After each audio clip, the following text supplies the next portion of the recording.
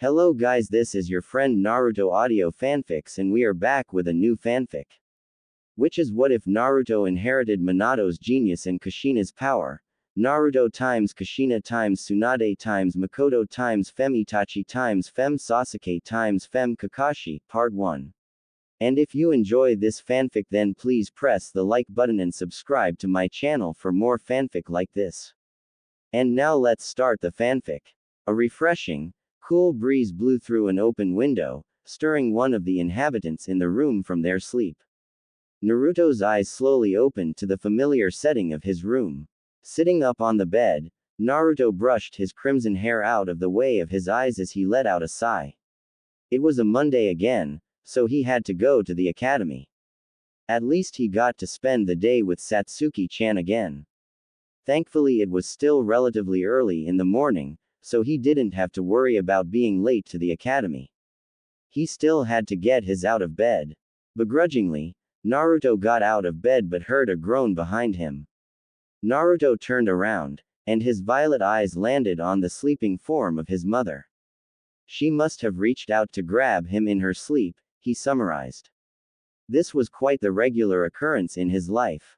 She had probably come home from a mission and collapsed on his bed with her Anbu uniform still on, like usual. For as long as he could remember, it had just been him and his mother. She was constantly working to provide for him, and when she wasn't working, she was either fawning over him or sleeping. Though, recently she had taken to training him.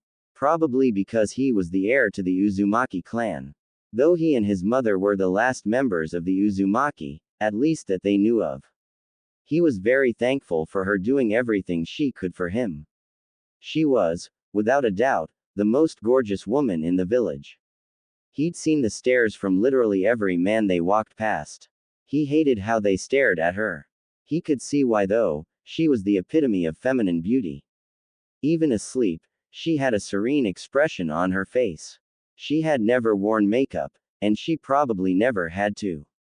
She had plump, full, red lips, rosy cheeks, along with her pale, unblemished creamy skin that glowed. Her looks, coupled with her long flowing crimson hair and shapely body, made her one of, if not the most desirable woman in all of Konoha. She must have known that literally, every man was staring at her whenever she was near them. She could have had any one of them, and they would have accepted her without a second thought. Though, his headstrong mother didn't care for them when he had asked her if their stares bothered her. "You're the only man in the world that I care about, and that's a promise," is what she had told him. That had driven away any insecurities he had of her leaving him. When an Uzumaki makes a promise, they keep it for life. That day he had promised to himself that he would take care of her every need. No matter what it was, he'd fulfill them. For now, he had to get stronger. Strong enough to protect her or his friend Satsuki and her family should the need arise. Even the strongest people needed protection sometimes. Naruto kissed his mother on her head and got dressed for the day. He wore his favorite blue pants, a gray shirt with his clan's symbol displayed proudly on his back, along with a pair of black ninja sandals. He made sure to make some breakfast for his mother before he left. He hated being a burden. The streets of Konoha were relatively the same as they had always been for him. People were beginning to get ready for the upcoming day, which was typical, but he was still confused. Why were they glaring at him? They lusted after his mother but despised him. He'd never understand these people, nor did he care to. He just ignored their glares and moved on. Why should he care about what people, who had no connection to him, thought of him? Maybe he would have if he was all alone and attention-seeking, but he wasn't. He had a couple of people who cared. That was more than enough for him. It wasn't long before he was in front of the academy. Even at an institution like this, he experienced some hatred from the teachers. One of them even tried to prevent him from joining the academy altogether. That teacher was dealt with by his furious mother. She quite simply beat the shit out of the man. A trio of women walking up to him snapped him out of his thoughts. All three of them had hair as black as midnight and eyes colored charcoal. The tallest of the three definitely caught everyone's attention, just like his mother. "How are you doing today, Naruto-kun?" said the eldest of the black-haired women as she kneeled down to his height and ruffled his crimson hair. "I'm doing all right today. How about you, Makoto-san?" Naruto asked as he stared up at the raven beauty. Makoto Uchiha was probably the only woman in Konoha who radiated the same beauty as Kushina Uzumaki. Like his mother, she had pale, creamy, unblemished skin. A pair of charcoal-colored eyes that one could lose themselves in. She had straight black hair with bangs that framed both sides of her face. To Naruto, she was basically his aunt in all but blood. "You didn't call me what I've been telling you to call me," Makoto said with a pout on her face as she pinched his whiskered cheek. "I'm doing fine, Makoto-chan," Naruto said, followed by him letting out a sigh. Konoha really was full of strange people. "That's more like it," Makoto said with a smile that would make a normal man's heart skip a beat. Naruto just smiled softly back as he rubbed his cheek. "Now, where's that other troublesome redhead?" Makoto said as she looked around. "She's asleep at home," Naruto replied with a shrug. He was old enough to walk himself to the academy. Naruto proceeded to tune out Makoto as she ranted about the stupid red-hot habanero. "Can I go home now?" one of the girls beside Makoto asked with a rather cold tone. Where Makoto had warm, caring eyes. Her daughter beside her had an icy, uncaring look. Naruto always felt like she didn't like him all that much. "Aane, you didn't even say hello," Makoto said with a frown as she turned to her eldest child. "I'll see both of you at home. Good luck at school, Imouto," Aane said with a tinge of warmth in her voice as she looked at her younger sister. "Will you train me when I get home?" Satsuki asked with a voice full of excitement. "Maybe," Aane said as the fringes of a smile appeared on her neutral face. "Aane," Makoto said with a warning tone that went ignored by her daughter, who began walking off.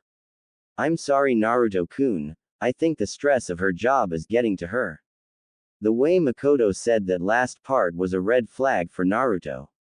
He had a sixth sense for knowing how people felt. Aane had always been a puzzle to him. She acted cold and ignored him most of the time. Though he never really felt much from her at all, sometimes she seemed happy to see him. Maybe it was all just a facade from her. "It's alright." Satsuki mentioned that she has a hefty workload. "Tell her I said to take it easy." Not that she'd listen, Naruto replied with a smile as Makoto giggled at him. "What? You're nothing like your mother was when she was your age," Makoto said as she held a hand in front of her mouth to hide her smile.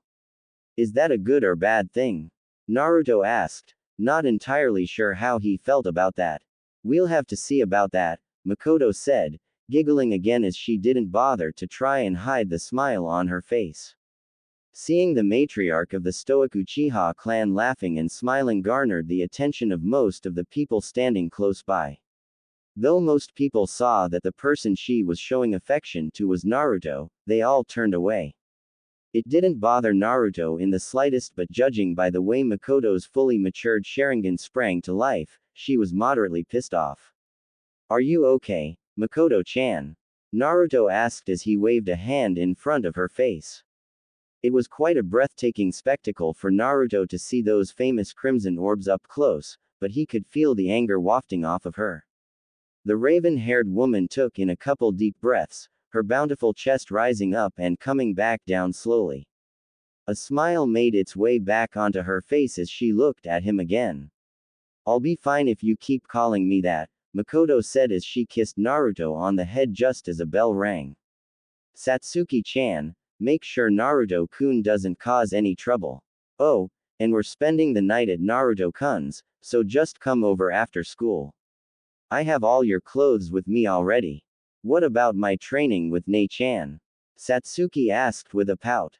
"I'll get Kushina-chan to train you for tonight," Makoto told her youngest daughter, who continued pouting. Naruto and Satsuki waved to Makoto as they ran into the academy. Once he got inside, his face became solemn again. He didn't particularly like the idea of the academy. Most of the students here, except for some, mainly the children from other clans, became ninja just because they thought it was some easy job. They read about the history and thought they could become a hero. Well, the ninja world wasn't so forgiving. It didn't care if you were a child or a fully grown man. You died all the same. Then there were the fangirls and fanboys. They were the worst, and usually, they were the very first people to die. That is if they somehow became a genin. All in all, he felt like this school was somewhat of a fraud. The senseis taught you 3 basic jutsu and nothing else. It's almost like they wanted them to die once they got their first real test of combat. Thankfully his mother had been training him long before he started the academy. Their classroom was already filling up with ninja aspirants. A majority of them were civilians. Though, there were several clan members, which surprised him somewhat. The typical silent Abroom, an Akamichi who was constantly stuffing his face. A Hyuga girl that kept to herself. A rowdy Inuzuka and his stinky mutt. The average lazy Nara. Then there was the fangirl Yamanaka. Yeah, this class was interesting, to say the least. Don't go to sleep like you usually do, Naruto-kun, Satsuki said as she pinched Naruto's arm. I won't, Naruto replied as he leaned back in his chair. You're lying, Satsuki said as she frowned at him. Wake me up if he actually starts teaching us something we don't know. Kushina tossed and turned in her son's bed as her eyes snapped open. She let out a sigh as she ran a hand through her long crimson hair. Grabbing her son's pillow, she hugged it against her body as she took deep breaths. Her mind had replayed the same nightmare it always did. She was in that damned forest again, the 9 tails roaring viciously at her as she called upon every fiber of her being to restrain the colossal beast. Her chains were strong, but God, she felt so weak. Who could blame her? Giving birth to her adorable little red-headed son was the best moment of her life, hands down. Just seeing his little whiskered face made it all worth it. Though, that memory was soon soiled after that masked man arrived. Things had spiraled out of control from there. Not an hour later, the Kyuubi had been extracted from her. Now usually, when a tailed beast was released from a Jinchuriki's seal, they died. It was a miracle she was alive with how the man brute forced the Kyuubi out from the seal.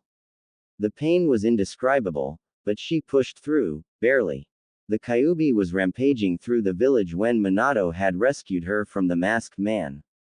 She couldn't describe the joy and relief she felt when she laid eyes on her little Naruto.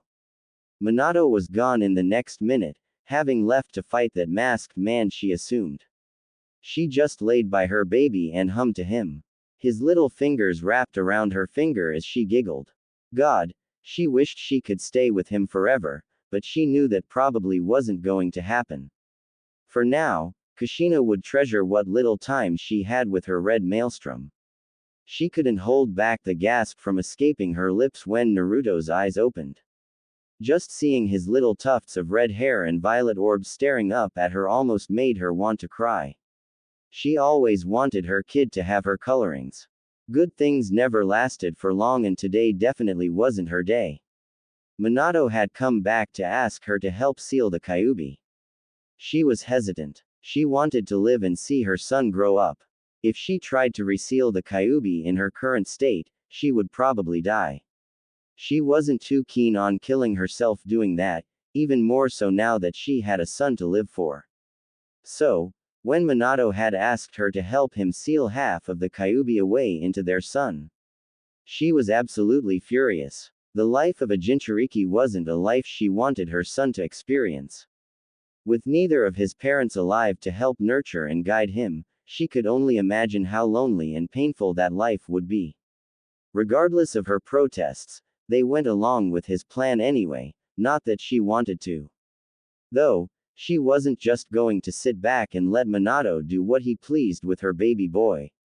Just as she went to seal away the entirety of the Kyuubi within her and die, Minato activated the Reaper Death Seal, one of her clan's most secret sealing techniques. She knew exactly how the technique worked. After all, she was the one who taught it to that bastard.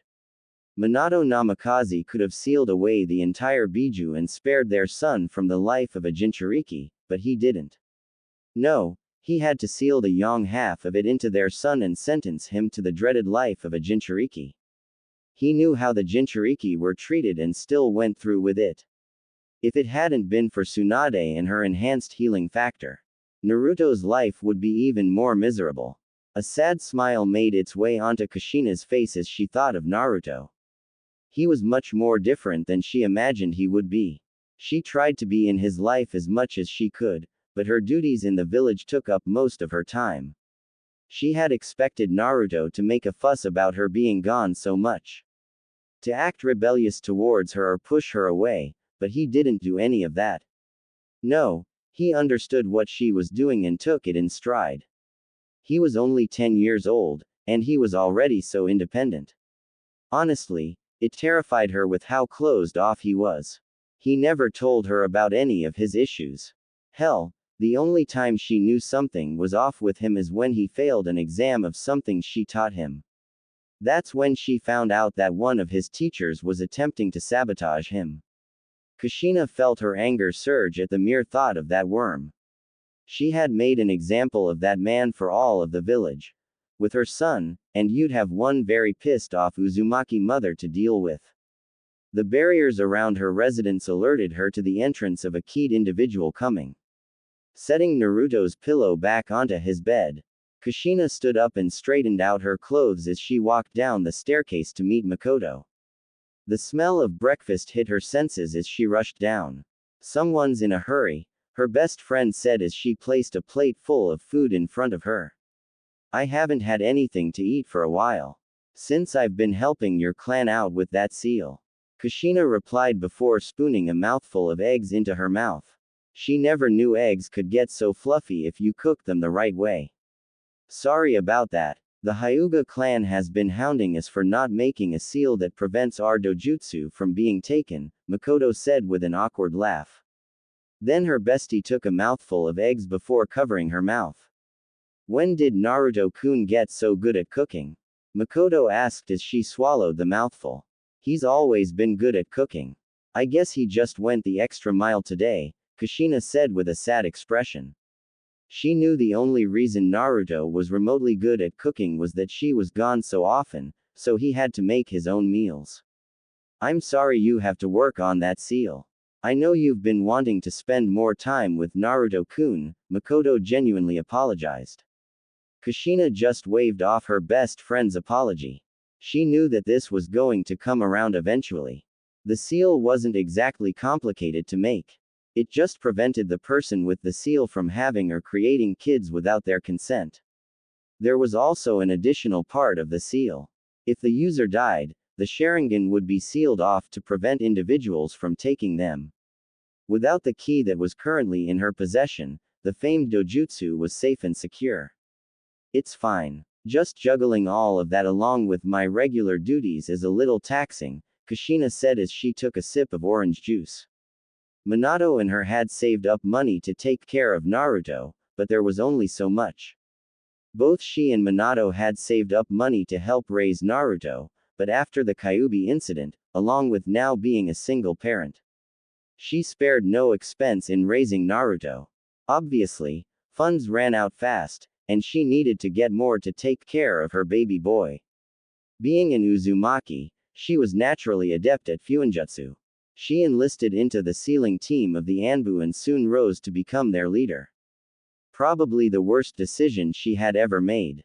Sure, she was getting a ton more money, but now, she had little to no time to spend with Naruto.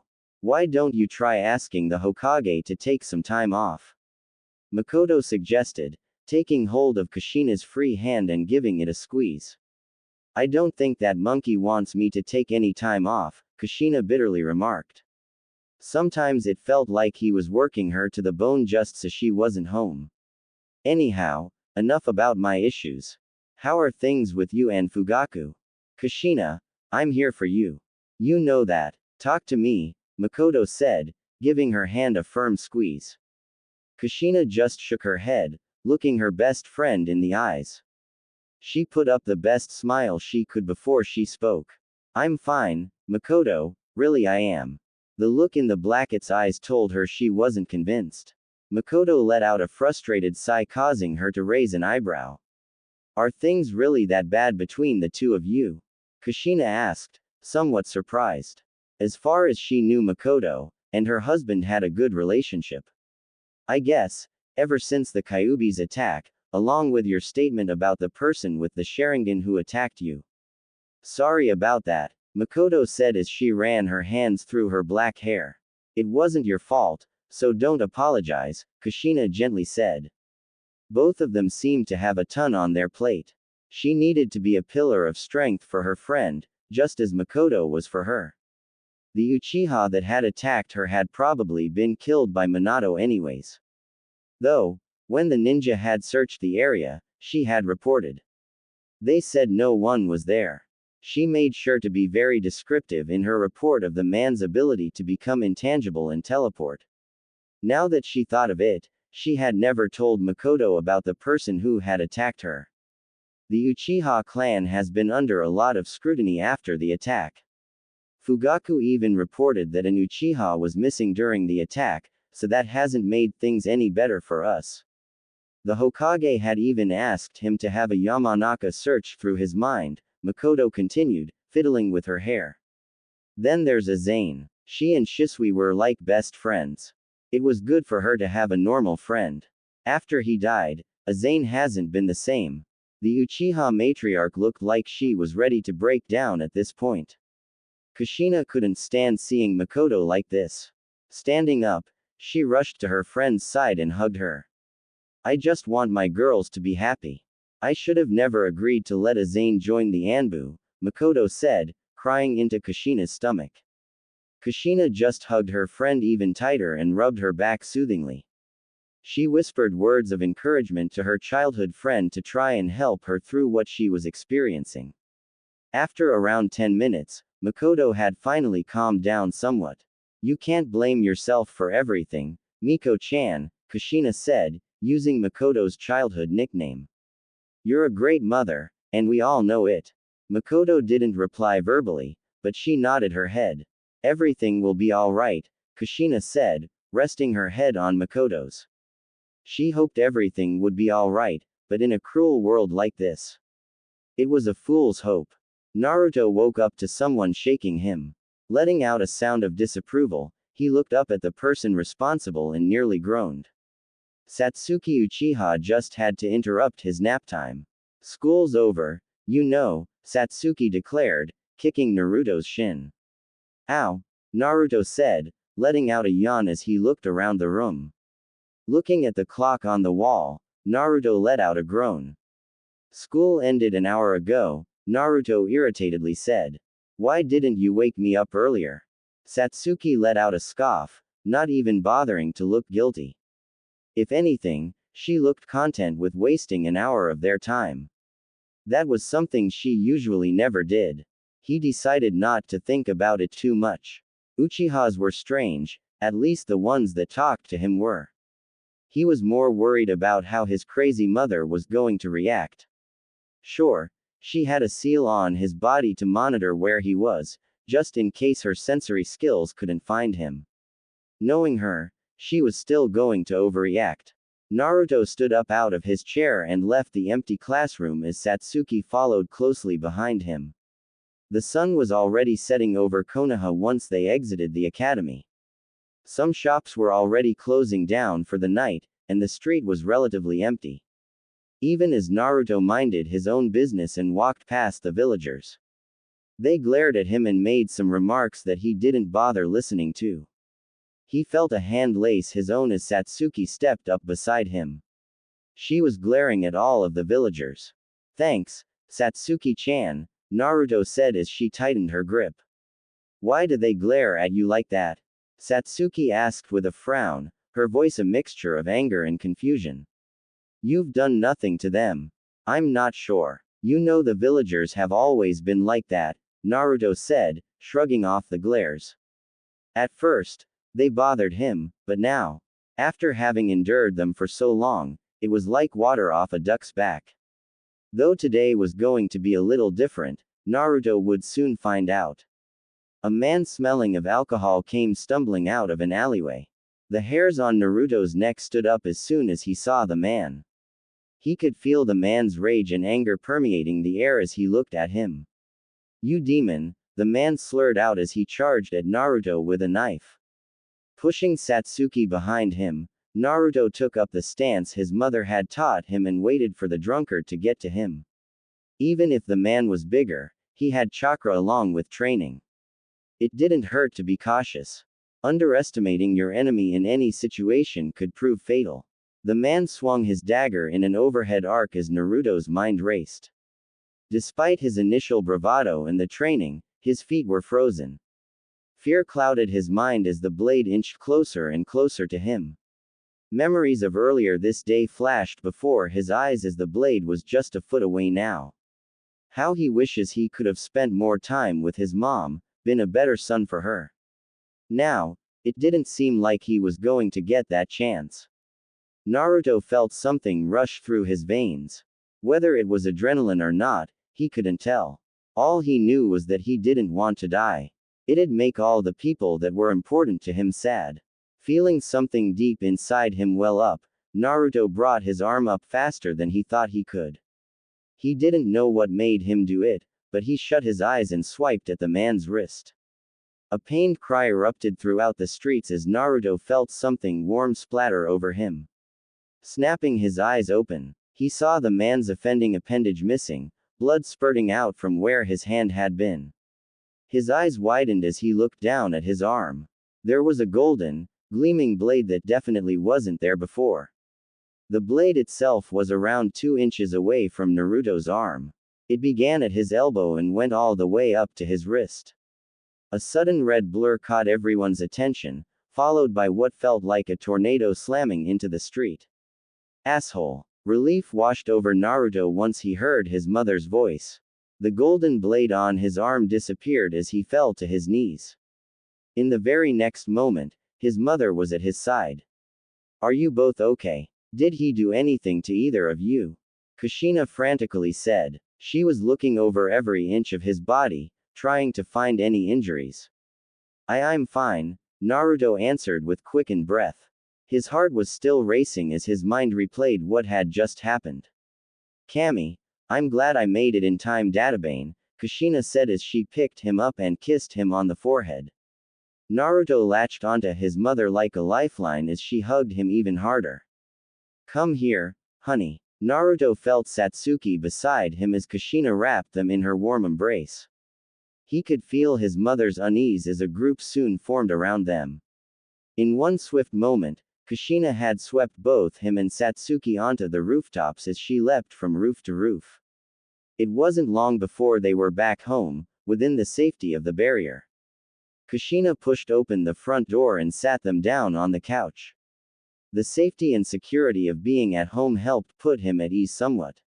He felt Satsuki shivering beside him as he heard someone running down the stairs. "Satsuki!" Makoto yelled as she rushed into the living room. The blanket was at her daughter's side at a moment's notice. "What happened?" Makoto asked, looking at Kushina beside her. Someone attacked them," Kushina said, her violet eyes still staring at Naruto. Naruto just stared back at her before looking at her arm. He noticed Kushina followed his gaze. She had to have seen the blade on his arm when she had come. His mind was still boggled. As he thought about what had just happened more and more, he could feel his anxiety building up. The realization that one of the villagers that had despised him so much actually tried to take his life. His hands grasped at his pants as they began to shake. Why was he so weak? He had been training for years now to become a ninja.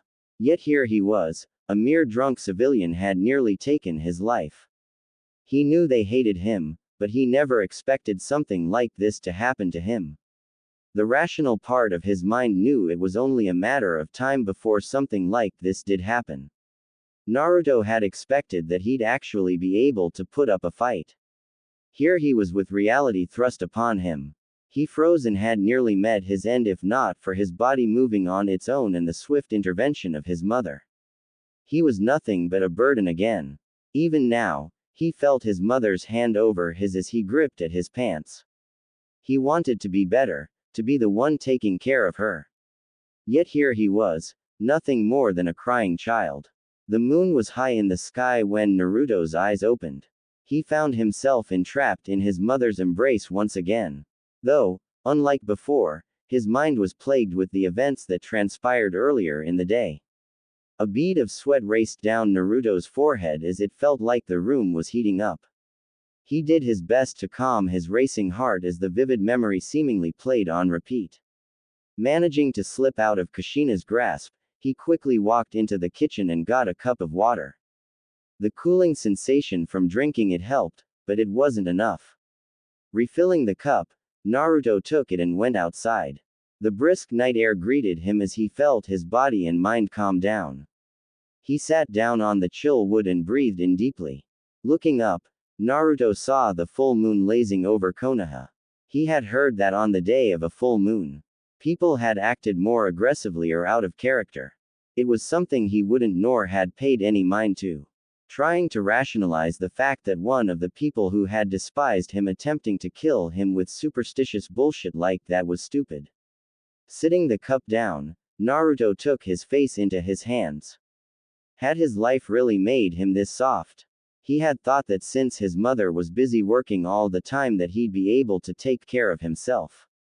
Only for reality to remind him he was nothing but a child with 2 years of physical training under his belt. Come tomorrow, he'd ask his mother to actually train him as a shinobi. To become someone that could be relied upon should the need arise instead of floundering.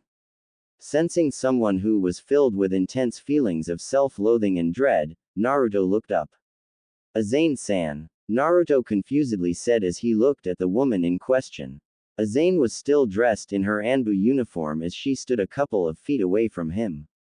The fact she was still dressed in her uniform bewildered him, but it was more or less the feeling he felt wafting off of her.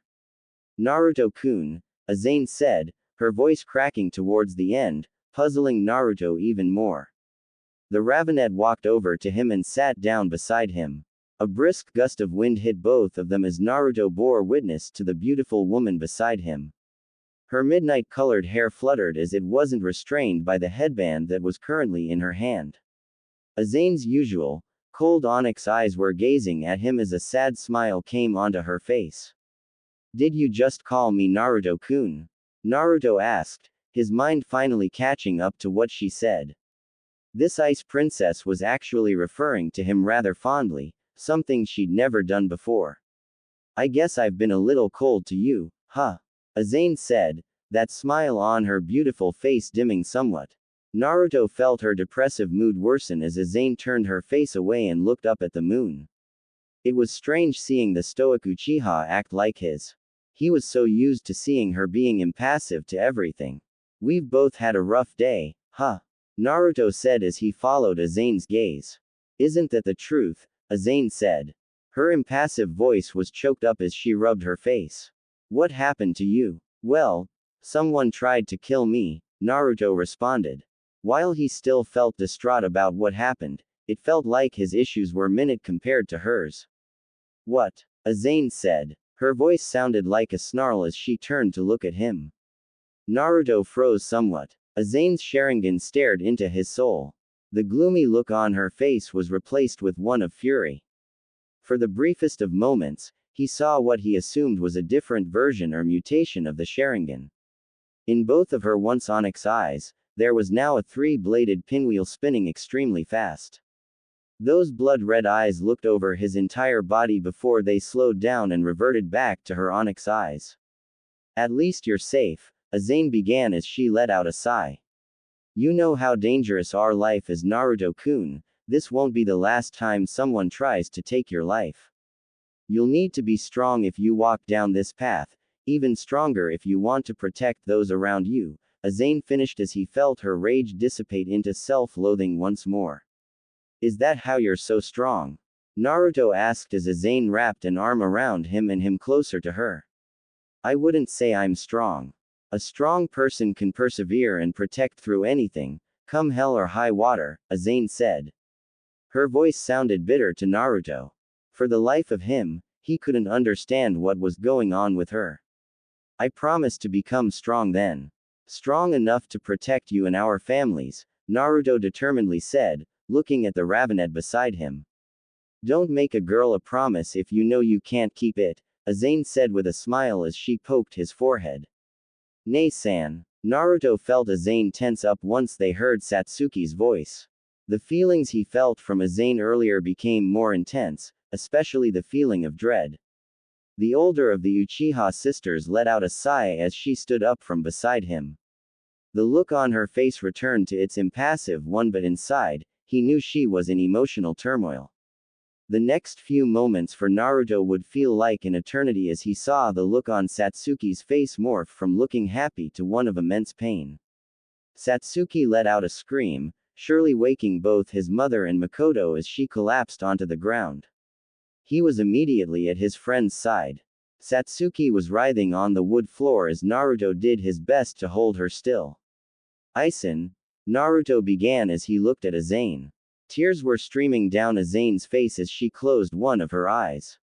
A look of pure regret was splayed all over her face. In the next moment, she was gone in a gust of wind. What happened? Kushina yelled as she rushed outside.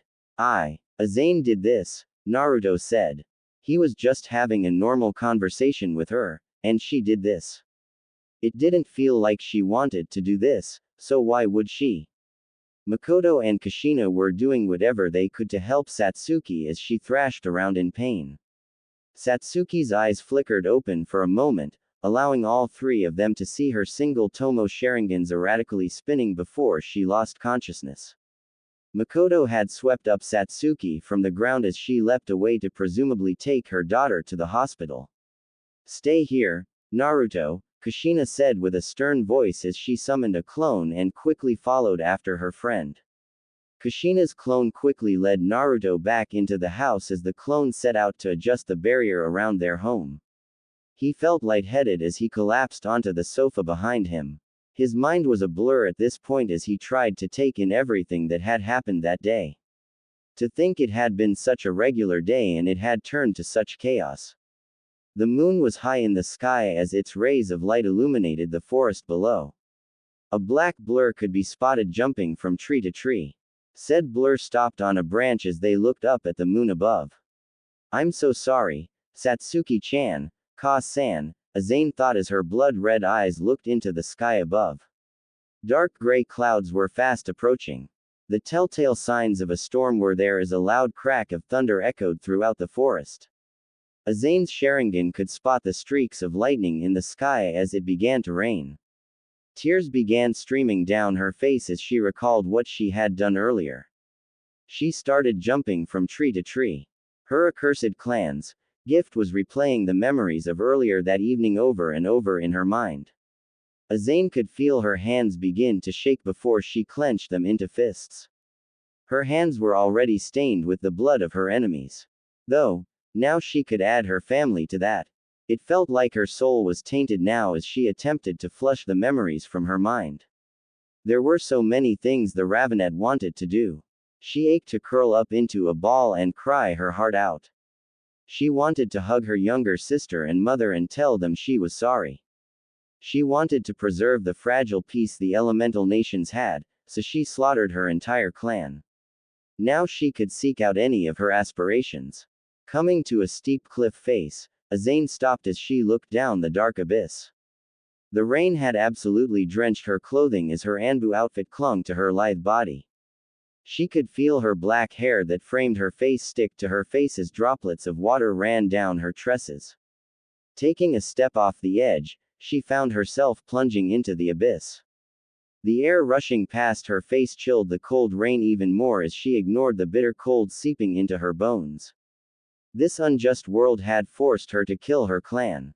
She didn't have a choice. Her family would have revolved, starting a full-blown civil war which would have caused another great war.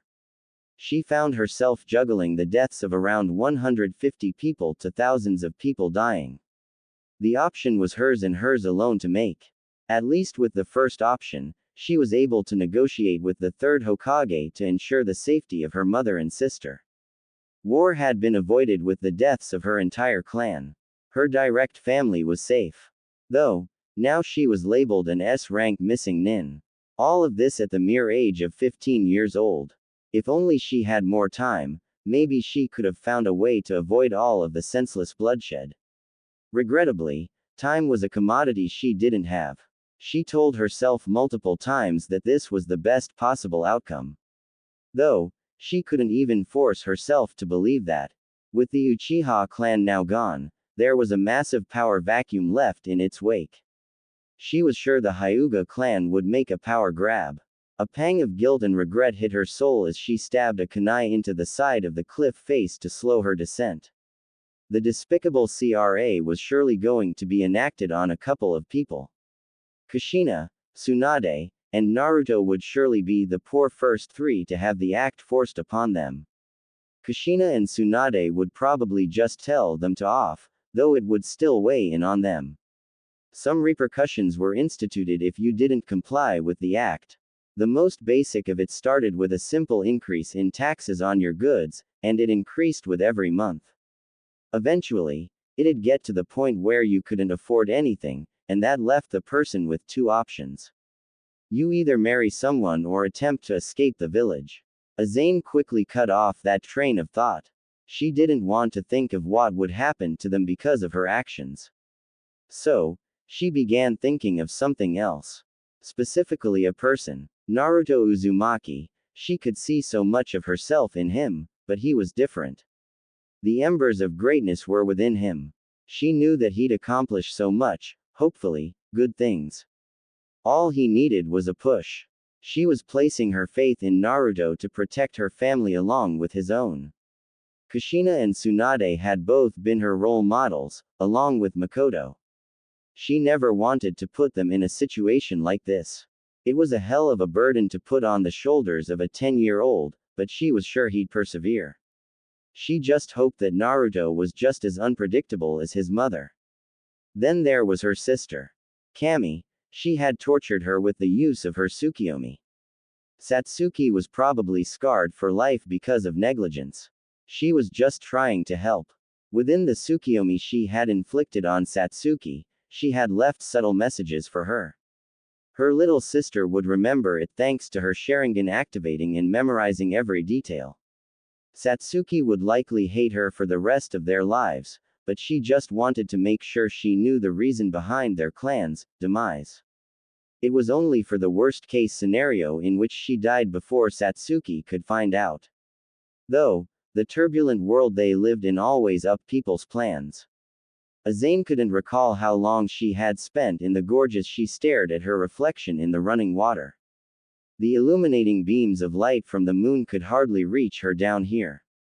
Though that mattered not, thanks to these cursed eyes, she could see everything clearly. "You're late," a cold, monotonous voice said from the darkness. Tearing her eyes away from the waterway, Aane wearily regarded the masked man who stepped out from the shadows. She couldn't sense his presence before. It was almost like he materialized from nothing. She did, however, recognize his voice along with his long black hair. The man had helped her earlier that evening in killing her clan. Madara Uchiha, in the flesh, stood before her. The name alone was enough to send shivers down her spine. There was a reason he was still feared throughout the elemental nations. There were complications, Aane muttered out as she thought of her two teammates she had killed. It was more of an excuse, though she was sure the man saw right through her lie. She wasn't going to tell him that she had paused on her journey here multiple times to keep herself from breaking down. Though, she couldn't gauge the man's reaction due to his burnt orange mask. All she could see was the lone Sharingan eye staring back at her. Madara didn't bother saying anything as he walked past her down the stream. Aane followed after the stoic man as she kept her thoughts to a minimum. In but a few moments, she spotted a small boat pulled up onto the ground beside the waterway. She raised an eyebrow at Madara climbing into the boat but didn't say anything as she pushed it into the water. Aane jumped in just before the water began carrying them through the gorge. She felt a pang of loneliness seep into her heart. For the first time in her life, she was well and truly alone now. Kushina let out a sigh as she ran a hand through her crimson locks. Her violet eyes were tracing her best friend, who was pacing back and forth. For the last couple of hours, both she and Makoto had been sitting in the waiting room. Makoto's hair was messy, and her eyes were bloodshot. Her usual regal self was nowhere to be found. She looked like an absolute mess right now. She couldn't blame her either. If anything, she found herself sympathizing with her. Both of their clans had practically been wiped from the face of the earth. Though Uzushiogakure had been destroyed by hostile villages, whereas the Uchiha clan was killed off by none other than one of their members. The redhead could only imagine how her best friend felt right now. Her entire family, except for both of her daughters, were gone. One of which was an S-ranked fugitive, while the other was in critical condition. To think that only a couple of hours ago, everything was going alright. Thanks again, world, for being such an asshole. Again. Kushina bitterly thought as she began to think of her son. With all the chaos going on, she found herself leaving him home alone, again. Sure, she had a shadow clone watching over him, but it wasn't really her. She could only imagine how he was feeling right now. She had seen the look on her baby boy's face just before she leapt away with Makoto. Never in her life had she seen the look of betrayal on his face. His violet eyes were full of confusion as she jumped after Makoto. She just hoped he was okay. Biting her thumb, Kushina shut her eyes as her thoughts continued. She knew how he felt, like he was weighing her down constantly. Like he was some garbage or something. That wasn't the case at all though. If anything, he was the only driving force in her life. Though, she just didn't know how to help him.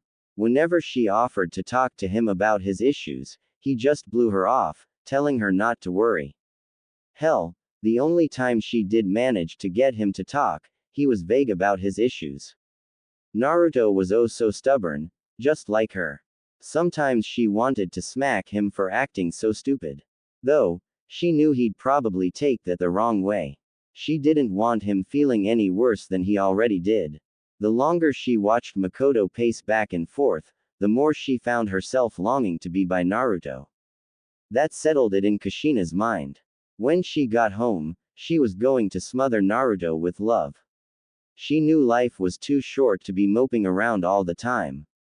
Plus, she was tired of seeing him force a smile on his face when she asked if he was okay.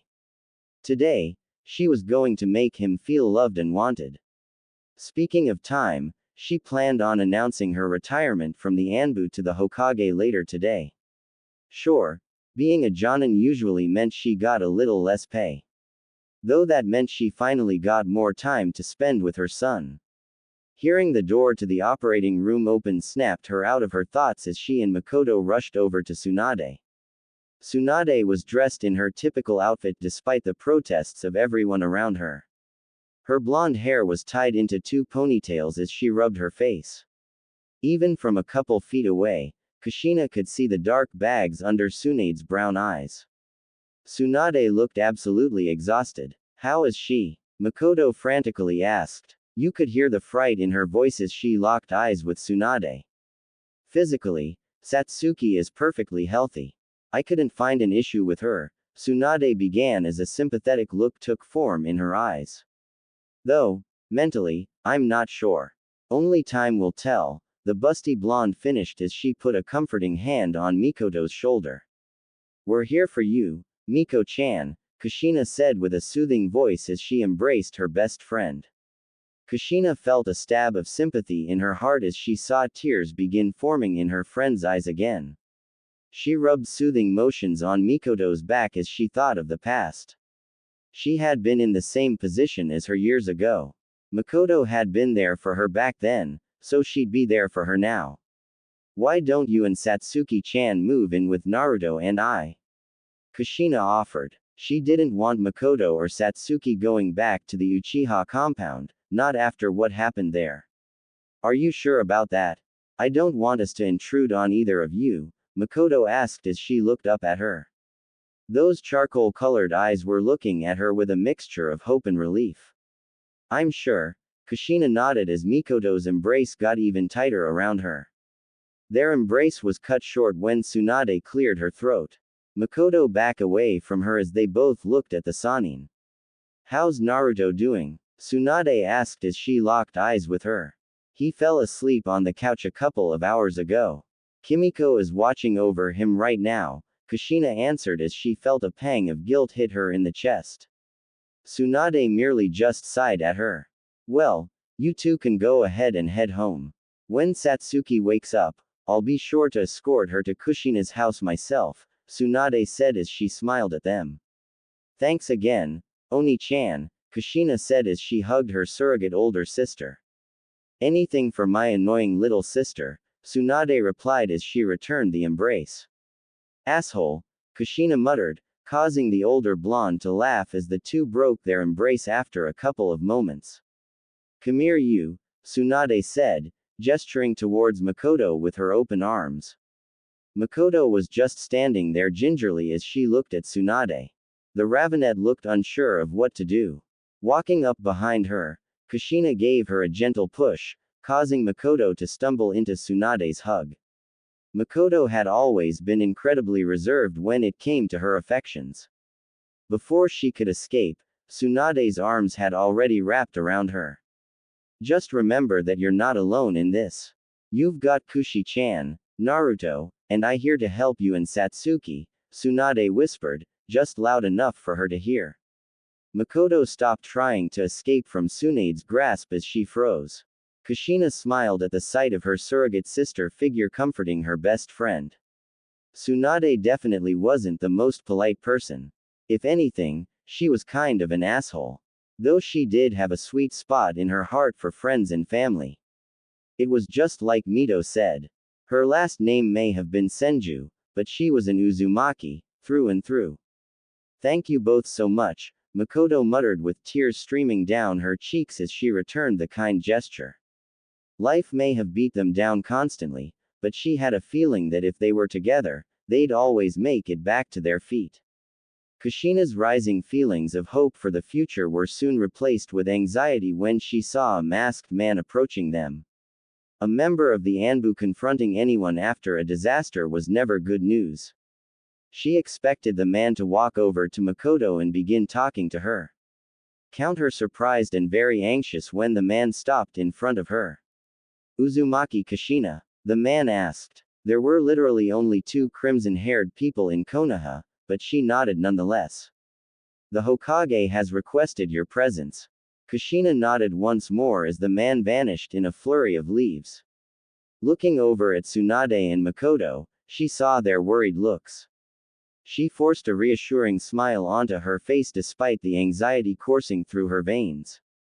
Both of them definitely saw through it, but it was worth a shot. A summons from the Hokage after such an event was never good. Despite the bad feelings weighing on her chest, Kushina quickly left the hospital and made her way to the Hokage's tower. Crossing her arms, Kushina made sure to stand up a little straighter before entering the room the Hokage was waiting in. She had already felt on edge when she was coming to the tower. Now that she was in it, those feelings had intensified. Though she didn't want to appear weak, so she did her best to keep calm. Taking in another deep breath, Kushina pushed open the door and walked into the room, and stood before Hiruzen and his advisors. The room itself was rather quaint for the village leaders, but she paid that no mind. "May I ask why you've summoned me, Hokage-sama?" Kushina asked with an even voice as she bowed her head to Hiruzen. As the current leader of their village, Hiruzen was the only one she'd be showing any respect to. She'd be wary of Danzo because of his reputation. The other two were nothing but advisors, so honestly, she couldn't find herself to care for either of them. Hiruzen puffed on his pipe one more time before setting it down and looking her in the eye. "Kushina-chan, by now, I'm sure you've heard of the Uchiha clan's demise?" Hiruzen asked with a heavy voice. Kushina could have snorted at the question. By now, she was sure it was the talk of all the shinobi with clearance. Hell, she was with the Uchiha matriarch when she got the news. "I have," Kushina answered despite knowing that Hiruzen knew the answer to it already. She had sensed the army of Anbu units surrounding the hospital she was just in moments ago. Danzo's remaining eye opened as Kushina felt a surge of apprehension course through her. The only time she'd ever seen the old Warhawk pay attention or show any interest was when the subject pertained to Konoha's supremacy. That's when she knew for sure that she wouldn't like what came next. Kushina-chan, Hiruzen began as a heavy sigh escaped him. The old man had a troubled look on his face that she doubted was genuine. You couldn't juggle being a good man along with being the leader of the strongest nation in the world. She had thought Minato was that way. Though on Naruto's birthday, he had proved her wrong. Ever since then, she'd always paid more attention to people to see how they acted. I know you've refused to remarry since Minato's death, but with the Uchiha clan gone, a large chunk of our military forces are gone, the old man continued before she interrupted him. No, Kushina blankly stated as she struggled to not glare at the man. She knew where this charade was going. By no means was she remarrying and pumping out babies for the sake of this village or any village for that matter. Kushina-chan, I only ask that you find love again. The village would prosper with the help of your children, Hiruzen stated, still using his grandfatherly tone. Kushina bit down on her tongue to keep the grimace off of her face. Listening to the Hokage trying to convince her to do this infuriated her. She wasn't going to marry anyone for the rest of her life. It may have been old school or naive of her, but she had thought Minato was the one for her.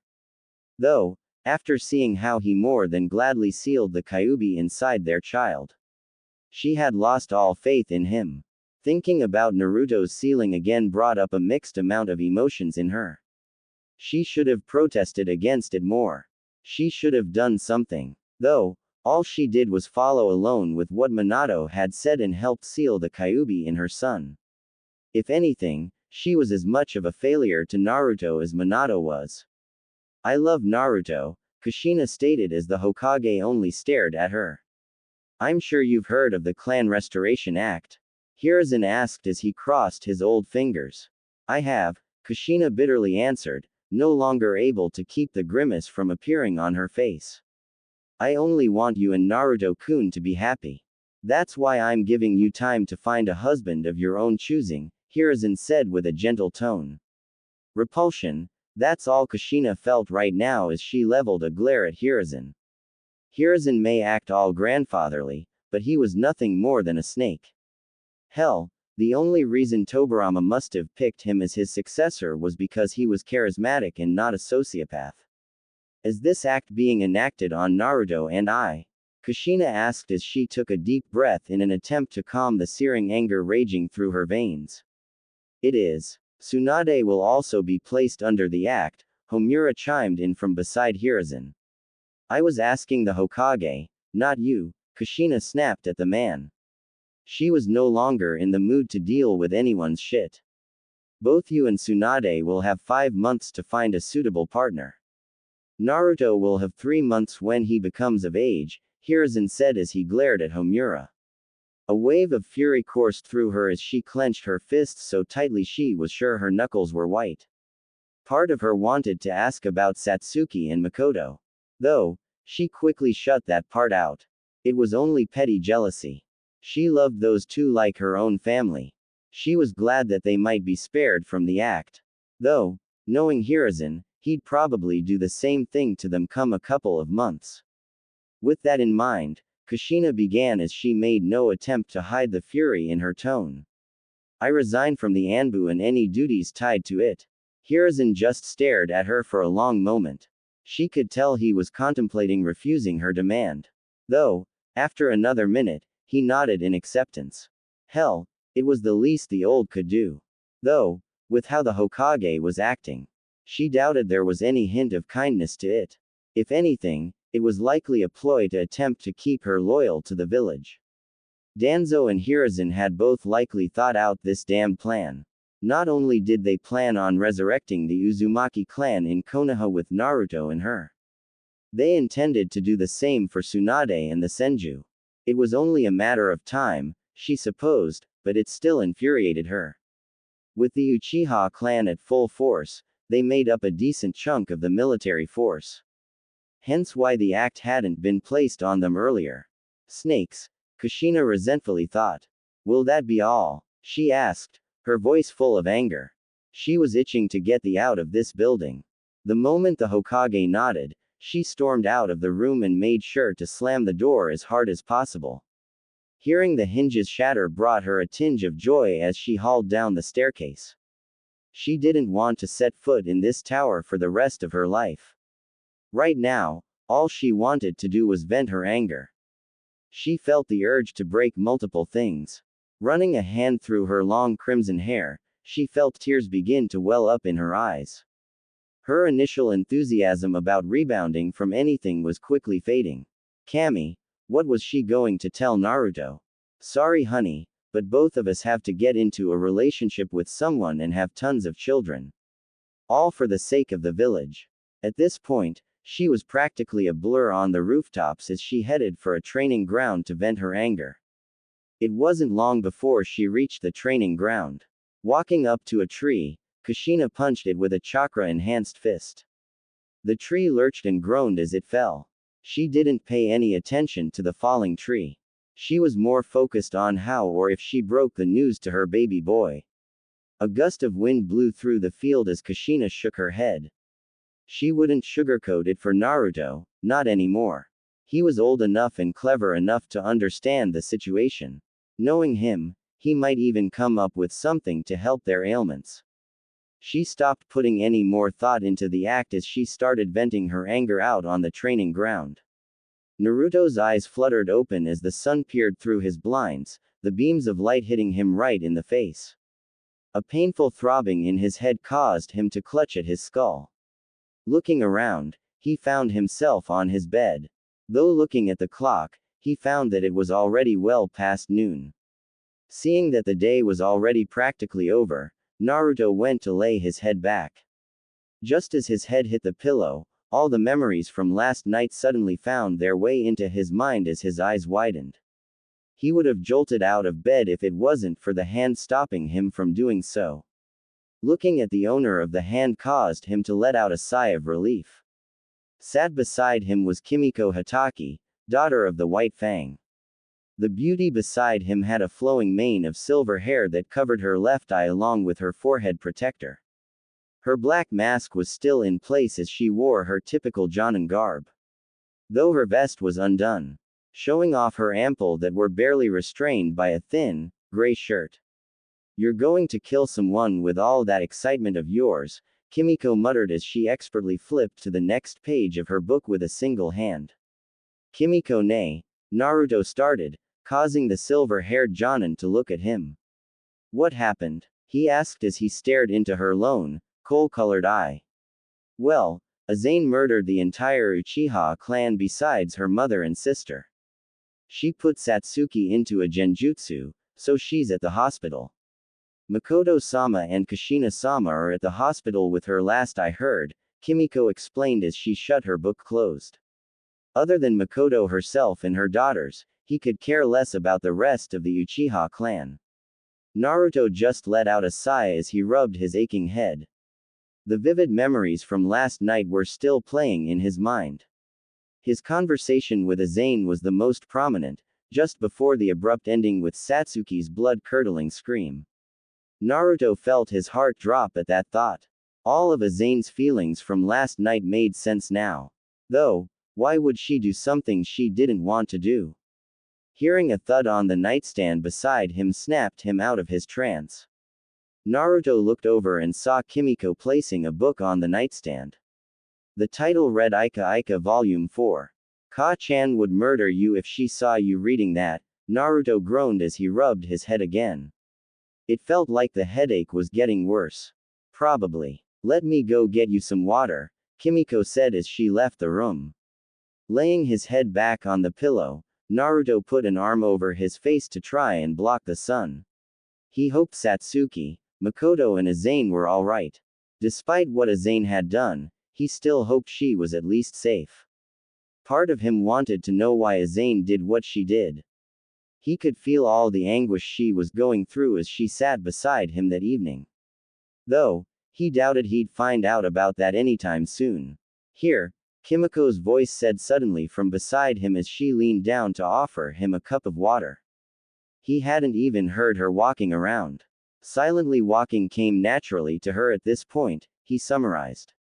Thanks, Naruto said as he accepted the glass of water and downed it. The cool refreshment helped soothe his headache some, but he'd probably need more. How are you doing? Kimi softly asked. That lone coal-black eye was looking at him worriedly. I'm fine, Naruto quickly answered. A flick to his nose nearly made him curse as he looked at Kimiko. Despite the mask she had on, he could tell she was smiling at him. Though she was giving him that signature eye smile as well. You know, lying to me or your mother will only get you so far, Kimiko muttered, smile still in place. Are you going to tell me how you're actually feeling, or do I need to flick you again? She asked, as she prepared to flick him once more. Fine, fine, Naruto irritatedly mumbled as he held up a hand to deter the woman.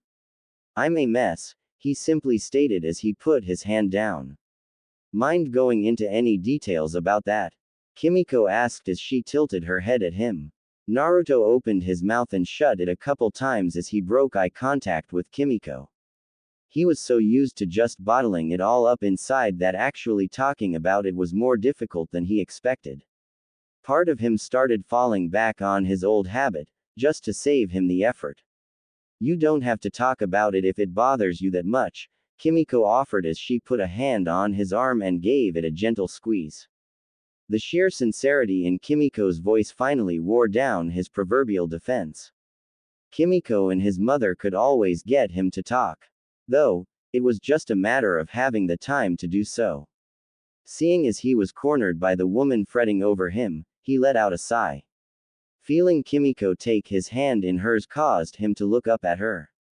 Her free hand was up by her face as he pulled down her black face mask, revealing her delicate pale features. He'd seen her face plenty of times, but it was only on special occasions. Typically, Kushina was the only one to convince her to take it off for family pictures. She had always been a little different around them, being more open and such. Though, she probably only kept her mask on to keep all the guys from fawning over her. How'd you react the first time someone tried to kill you? Naruto asked as Kimiko narrowed her lone eye at him. I returned the favor, Kimiko honestly answered as her grip on his hand got tighter. I froze, Naruto said as a bitter laugh escaped him. Some no-name would have killed the heir to the famed Uzumaki clan. All because I hesitated, he nearly shouted out the last part as his frustration started building up. What was the point of all the training he went through if he couldn't even use it to defend himself? He was becoming a ninja, so he could protect the people he loved. How was he supposed to do that when he lacked the resolve to kill a man trying to kill him? Kami knows the next time something like that happened, he wouldn't hesitate. It's different for everyone, Naruto, Kimiko said in an attempt to try and soothe him.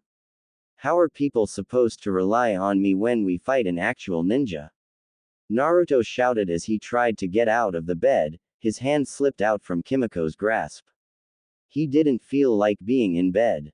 His blood was boiling as the urge to break something coursed through him. Sit down, Kimiko said in a tone that left no room for argument. Naruto locked eyes with the woman for a moment. He knew arguing or fighting with her wouldn't do any good. So, he begrudgingly sat down on the edge of the bed. No one expects a first year in the academy to kill anyone, Kimiko began as she wrapped her hands around his clenched fist. There's no shame in having someone rescue you. Even the strongest people need to be saved sometimes. I'd rather not be getting rescued all the time, Naruto mumbled as he looked away from Kimiko's alluring face. I just want to become someone that can be relied on when the time comes. And you will be, Kimiko said with a smile as she massaged his fist. What makes you say that? Naruto asked with a raised brow as he turned to meet her gaze again. Well, you have me, your mother, and Makoto-san all rooting for you, Kimiko replied with a thoughtful look on her face. Then a mischievous smile made its way onto her face in the next second. Plus, there'll be all the training you'll get here in a couple years. Why do we have to wait a couple years? Naruto said as a smile made its way onto his face for the first time today. Training was always something to look forward to. Not only would he get stronger because of it, but he was able to spend time with his family. I thought you'd dread training with me a little more, Kimiko said, pouting at him. Ka-chan can get pretty rough with her training, Naruto deadpanned with a shrug. She can be pretty harsh, can't she? Kimiko reminisced with a fond smile on her face. Kimiko forced him to move over as she sat by him on the bed. The next couple of minutes between them were spent in silence as they just enjoyed each other's company. Actually, talking to someone did make him feel better. Though he wouldn't make this a habit, he would be more open to vent his frustrations.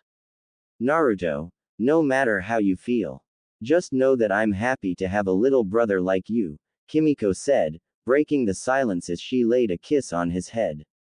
Before he could reply, Kimiko's stomach rumbled quite loudly, causing her to shyly look away. Let me whip something up for you, Naruto laughed out as he got off of the bed and made his way out of the room. Kimiko's lone eye brightened up at the mention of his cooking as she practically jumped off the bed and followed after him. I'll never understand how your cooking is already so much better than mine, Kimiko said with a pout as she stared at her empty plate. You're the one who taught me how to cook. Plus, it wasn't like it was anything special, Naruto stated as he picked up their empty plates. The meal was a simple pork katsu with shredded cabbage as a side. As Naruto began washing the dishes, his thoughts drifted to his family. He hoped Satsuki and Makoto were doing all right. Knowing his mother, she was probably worried out of her mind. Hopefully, they'd get home soon. He'd already made extra food for all of them. Your mother is on her way back, Kimiko said, causing him to whirl around to look at her. He half expected to see a smile on her face. Count him confused when he saw the conflicted look on her face. Seeing that look on her face made him feel easy. Naruto figured she'd be relieved when Kushina came back. Though, judging by how the door was practically thrown open, he would soon find out why she had that look on her face. Stupid. Kushina shouted as a table went flying down the entryway. Kushina walked into the dining room. A furious look was on her flustered face as she looked at them. Her gray training pants and orange t-shirt clung to her body. Beads of sweat were running down her face as she let out a huff. She was taking in deep breaths through her nose as she took a seat at the kitchen table. She looked royally pissed off. Acting quickly, Naruto filled up a glass of water and offered it to the furious woman. Thanks, hun, Kushina said with a small smile as she began drinking the chilled water. Naruto could sense the rage and sadness emanating from the woman as he walked up beside her. This wasn't the first time he'd seen her angry or sad, but it was the first time he felt the intensity of these emotions from her. Just seeing her lip quiver and her hands tighten around the glass made him want to hug her. Unlike him, Kushina was rather outspoken with how she felt. To see her trying to hold it was heartbreaking. He had been quite a reserved person for the majority of his life. Starting right now, that was going to change. Kushina confusedly looked up at him as he stood beside her. Leaning down, he wrapped his arms around her and just hugged her. He could feel her confusion morph to happiness as she leaned into the hug. There were still tinges of anger from her, but for now, she mainly just felt happy. You feel any better? Naruto asked, ignoring the drops of sweat seeping into his clothes. I'm still angry, but yeah, somewhat. What's gotten into you? Kushina asked as she tilted her head to look up at him. Her inquisitive violet eyes were gazing into his own violet eyes. Do I need a reason to hug my mother? Naruto asked as Kushina narrowed her eyes at him. Yeah, he wasn't that convincing. Alright, you looked like you needed one, he said, folding underneath her gaze. Thank you, Naruto. I needed that, but I need you to sit down, Kushina said as she let out a frustrated sigh. Naruto could feel the tinges of anger come back full force as he took a seat just opposite of her. To see his overbearing mother, this worked up over something, made him nervous. For her to be like this meant whatever happened was a big deal. Kushina's hands combed through her long red tresses as she let out a deep sigh. You've been taught about the CRA in the academy, right? Kushina asked, not even attempting to sugarcoat what this conversation would entail. From the corner of his eye, Naruto spotted Kimiko tensing up at the mention of the act as she stared wide-eyed at both him and Kushina. Since he was from a clan, of course, he'd know what the CRA was. Though, that didn't mean he wasn't shocked to hear about it. Does this have something to do with Aane? Naruto asked as he clenched his fists. If the CRA was enacted on Kushina, that would mean she'd have to marry someone or be forced to marry. Now, if she chose to marry again of her own volition, he'd be a little upset, but in the end, he just wanted her to be happy. Though, nothing happy ever came from the CRA. I assume Kimiko told you about the Uchiha massacre? Kushina asked as she looked at the silver-haired Jonin. At his nod, she continued. With them gone, Konoha is missing a large chunk of its military force. They want you, Tsunade, and I too, help make up for the deficit, Kushina said through gritted teeth. Hearing a glass shatter behind him, Naruto turned around and spotted Kimiko looking livid as she began pacing around in the kitchen. After everything you've already sacrificed for this village, the elders want to marry you off to some man and make you some breeding cow. Kimiko said with fury lacing her voice. It must have been a cold day in hell for both Kimiko and Kushina to be this angry. Though he was right on board there with them. He may have only been 10 years old, but his mind was racing on ways to avoid them marrying anyone entirely. It's never enough, Kushina said with a heavy voice as he saw tears brimming in her eyes. Why don't we leave the village? Kimiko asked as she looked at the two of them. Just pack up some supplies and just go off the grid. And go where? We'd be hunted down by ninja from both Konoha and other villages when they got news of us leaving, Kushina stated as she closed her eyes. Naruto knew that leaving the village was already a no-go for them. As much as he hated to admit it, he'd just be a liability to them. Then what do we do? I'm not going to stand by while they force you to marry some stupid cunt. Kimiko shouted. Her face was red with anger as she took deep breaths. Just sit down and relax. I'm pissed off too, but we're not going to come up with a good solution if we're just shouting, Kushina said with a surprising amount of restraint. Naruto slowly tuned out the two women as they discussed possible plans. His mind couldn't conjure up any ways to avoid their given situation.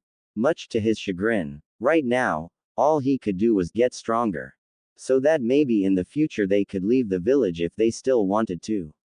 Though, by then, all of them would have been forced to marry someone. That was something he wanted to avoid entirely, but how would he go about it? Seeing Kushina's defeated face, along with hearing Kimiko let out a series of curses, made his heart throb. That's when an idea hit him. The CRA only required that you marry someone. It didn't specify who you married as long as you had eventually had children. So, the CRA requires you to marry someone, right? Naruto asked. He only wanted confirmation of it.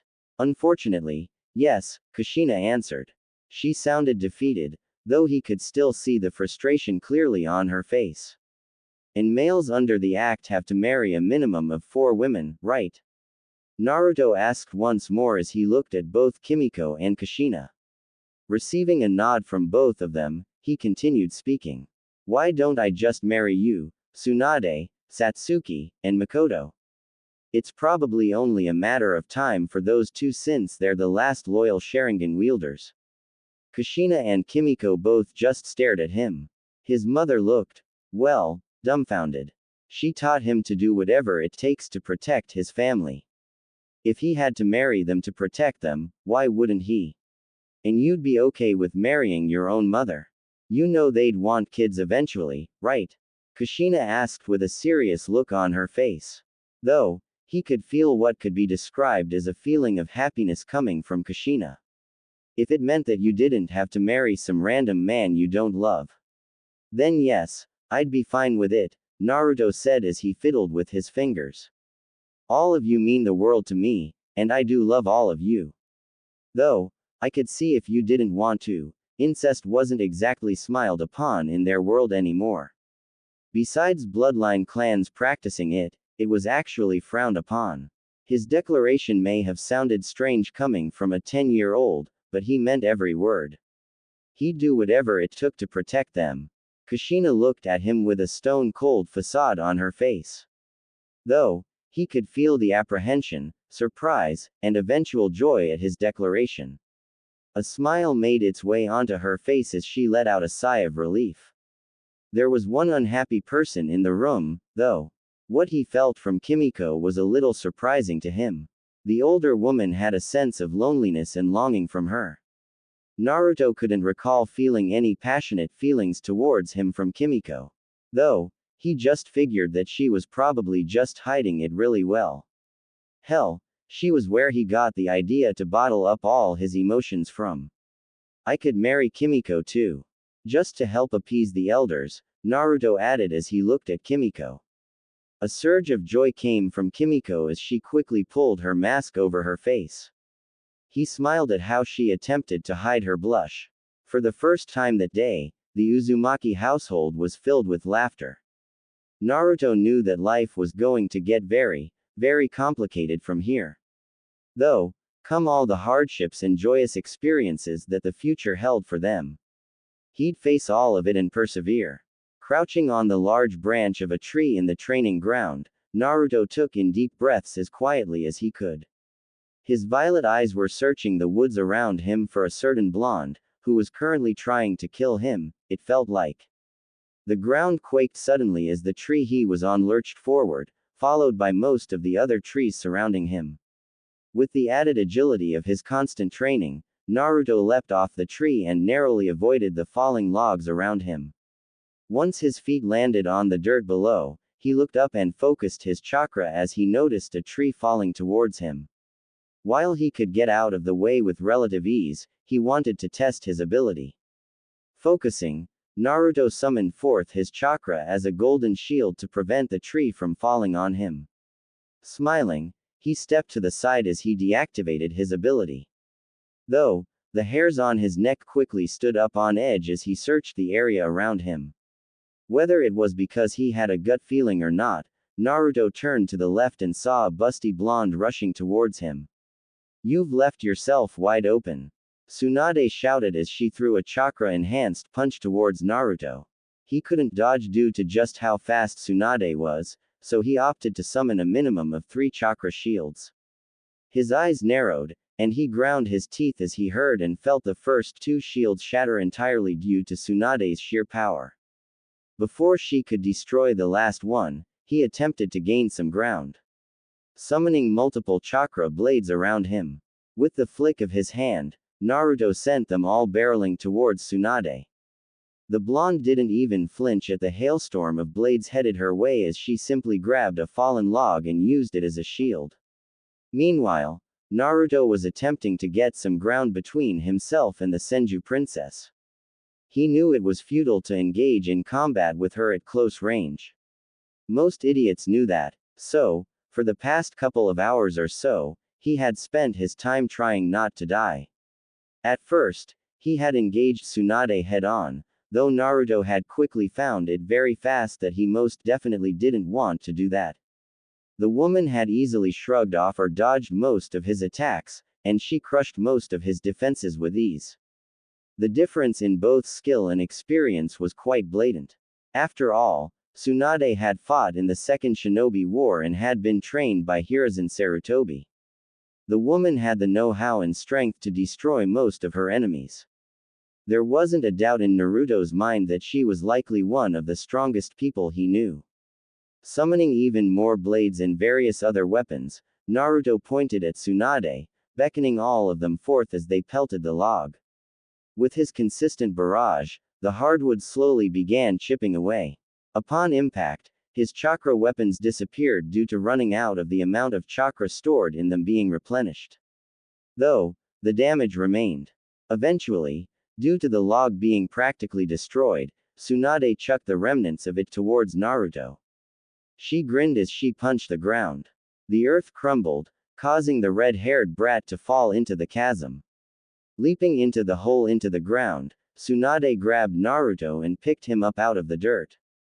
Setting him down on his feet, she watched with a smile as he grumpily dusted off his clothing. He had definitely improved from their last training segment. Hell, he better have. After all, unlike most people, Naruto was blessed with the mere fact he was being trained by 4 kunoichi, all of which were powerful in their own regard. Though, for now, she was the strongest out of all of them. Now for a majority of people, having so many teachers would cause issues. Primarily if said teachers were all conflicting with one another's teachings. So, Tsunade and the other women had all agreed to teach and train Naruto on certain months. You're doing pretty well for someone who's just fixing to graduate from the academy, Tsunade complimented as Naruto grumbled at her. And for a granny, you can still kick my around like nothing, Naruto said, causing Tsunade to hit him on the head. I deserve that, he said as they both climbed out of the hole. Yeah, you did, brat, Tsunade grumbled out as she smiled at Naruto, who was rubbing his head. I'll go get lunch. Why don't you rest for a bit? She told the red-haired brat, who nodded eagerly. Naruto couldn't help himself as he watched as Tsunade walked away from him. The way those dark bluish pants hugged her curves had his teenage hormones going haywire, along with her sleeveless gray blouse, which her massive strained against. Throughout the fight, he had issues with getting distracted by her assets. Rolling his shoulders, Naruto walked over to a tree, untouched by the destruction that had racked the training ground. Letting out a grunt, Naruto practically collapsed against the tree. The shade was absolutely refreshing, and it already felt 10 degrees cooler. It was a humid and hot day, though not entirely unbearable. Feeling his body already begin to ache, Naruto groaned. Tsunade's training always left him rather sore. That woman did not know the meaning of holding back. Though, he couldn't refute that her training was beneficial. At first, he was extremely hesitant on their first spar. Tsunade was a powerful woman, and he knew that, though she had told him to come at her with intent to kill. He wasn't entirely comfortable with it, but after the whopping she gave him, he knew that he was far away from being able to hurt her. Taking in a deep breath, Naruto relaxed against the tree. A gust of wind blew through the training ground, bringing a refreshing, cool breeze. The last 5 years had been long and harsh. So much had happened. The elders of the village were quite glad to hear what he had to say when he spoke to them. A half-blooded Uzumaki taking on 5 wives, a senju, 2 Uchihas, an Uzumaki, and a powerful Jonin of the village. What more could they ask for? They had even gone so far as to tell the villagers what happened, thinking it was a good idea at the time. Safe to say that it wasn't. Once the villagers had heard of how the CRA was enforced on the Senju princess, the last 2 remaining loyal Uchihas, and his mother. There had been riots and strikes all throughout the Land of Fire. Makoto, Kushina, and Tsunade were all respected in their own rights. For them to be forced into a marriage for the sole purpose of creating soldiers wasn't something the villagers were too keen on. Supposedly, some civilian villages had even begun hiring other ninja, not affiliated with Konoha. Whether that was true or not, he didn't know. Either way, it was interesting to hear about. Many of them had begun demanding the resignations of whoever brought the idea forth. And while Konoha, much like the other villages, was practically a military dictatorship, the calls for resignation and strikes in the civilian workforce had begun affecting everyone. It had gotten to the point where the daimyo of the Land of Fire had finally agreed with the people and demanded the resignations of the parties involved. So, both of the village advisors, Homura and Kaharu, resigned. The riots and strikes ceased immediately, and all was well. Everyone went back to work, thinking everything had been solved. The villagers were ignorant that the CRA hadn't even been revoked from the four women. That had actually blown his mind at the time, regardless of age. And it continued to blow his mind to this very day. How these people all of a sudden became passive and reverted back to their everyday lives from the simple resignation of two advisors, was absolutely mind-blowing.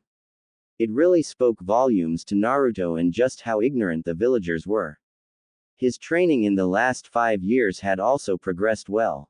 He did have both Kimiko, Tsunade, Makoto, and Kushina training both him and Satsuki. The four women were ruthless with their various regimes, but it was all for his betterment, and he loved it. Kushina had helped him with the ability he awoken on that day. She had realized it was similar to her chains, at least in terms of durability and strength. Though, unlike her adamantine chains, he was able to create damn near whatever he wanted with it. Naruto just let out a sigh as he looked up. His entire life had been altered on that fateful evening with Aane now that he thought about it. Because of her actions, he now had to take 5 women, one of whom was his mother, as his wives. He shook his head from side to side to help rid his thoughts of Aane. Instead, he opted to think of the 5 women he now had in his life and how they changed in the last 5 years. He let out a sigh as he stared at the sky above. Time flew by like nothing. Kushina, Kimiko, Tsunade, and Makoto had all remained quite the same appearance-wise. Their constant training kept them all in shape. Satsuki, on the other hand, had changed entirely. She was now a stunning young woman with long jet black hair and a gorgeous face. Satsuki was by far the most troublesome to deal with out of all of them. Rightfully so, with all the emotional trauma that Aane had inflicted upon her. The moment she was out of her coma-like state, she wanted to go after Aane. She wanted revenge for her slain kin and to seek answers from her elder sister. Thankfully he, along with the others, had managed to talk her out of that. The healing process for both her and Makoto was slow, but it happened day by day. His relationship with her had always been strange, even more so during her recovery. He made sure to be there for her when he could to give her his support. Satsuki had always been hesitant about depending on anyone, and Azane's betrayal had only made that even worse. Though, after countless reassurances and his promise to her that he'd be there for her no matter what, did she finally begin opening up to him again. His relationship with Makoto was just as strange. She was still dealing with the fallout of her clan's massacre when she learned that he planned on marrying her. His proposal had left her in a weird state. She had always been affectionate towards him, but after she had learned of his plans, that had changed somewhat as she was much more distant. Once he explained to her that it was only a means to protect her from the CRA, was she alright with it? And now, he had quite the mess on his hands. After a couple of months, she became much more affectionate with him. She'd sneak kisses and hold hands with him constantly. When there wasn't anyone around, she'd do everything to gain his attention. Thankfully there was Kimiko to balance his abnormal relationships. The silver-haired woman had changed somewhat. She was much happier now, and their relationship progressed quite steadily. She was not afraid nor shy to say just how ecstatic she was about their eventual marriage. No longer was Kimiko just dwelling and depressed about the past. She now looked forward to something in the future. Seeing her now never ceased to make him smile. Then there was his mother. Kushina was still on the fence on where their relationship laid from what he knew. First and foremost, she was his mother, but he had technically married her with the same goal of protecting her. Though, like Kimiko, she was much happier now. After leaving the Anbu, she had much more time to spend with him, and they both took full advantage of that. It had been somewhat awkward at first, mainly due to the fact that they'd eventually be husband and wife. Though, they both just reveled in one another's company. He'd never seen her smile as much as she did now that she left the Anbu. Hopefully, he'd manage to keep her smiling. Then there was Tsunade. Their relationship was weird, to say the least. She was old enough to be his grandmother and could probably kick his with ease. Thankfully she had a sweet spot for family, just like she did for Sake. While she wasn't entirely thrilled with their given predicament, she wasn't against it. Tsunade had told him that she'd seen countless things in her life, and this would just be added to the list. If anything, it seemed like she really didn't care about it all that much. Though, after a long, harsh training session one evening a couple of months ago, Tsunade had taken him out for dinner. She had said it was necessary to unwind after all the training they had done. He had figured it was just another excuse for her to order some sake to enjoy with their food. The older woman even slipped him a couple of shots regardless of his age. He still wasn't considered an adult since he hadn't graduated from the academy. Though, that didn't stop him from drinking any, nor did anyone try to prevent him from drinking. After all, who would stop the Senju princess from enjoying her sake? Absolutely no one would. It was his first time getting drunk, and it wasn't as great as people talked it up to be. The alcoholic beverages were alright, though nothing like expected. The more he drank, the better it tasted, and soon both he and Tsunade were drunk. The blonde Senju and Naruto were drunk in a couple of hours, and he learned quite a lot of things about her then. First off, Tsunade was a very, very bipolar drunk. That woman could go from being extremely relaxed to wanting to tear out someone's throat or crying her heart out. She was also much more talkative with him regarding just about anything, along with being even more brutally honest and blunt than usual. Tsunade was typically quite cordial with him, given the fact he was Kushina's only son. He was used to her being quite doting on him. Though on that night, Tsunade was anything but cordial with him. She had pointed out so many things she found wrong with how he approached things.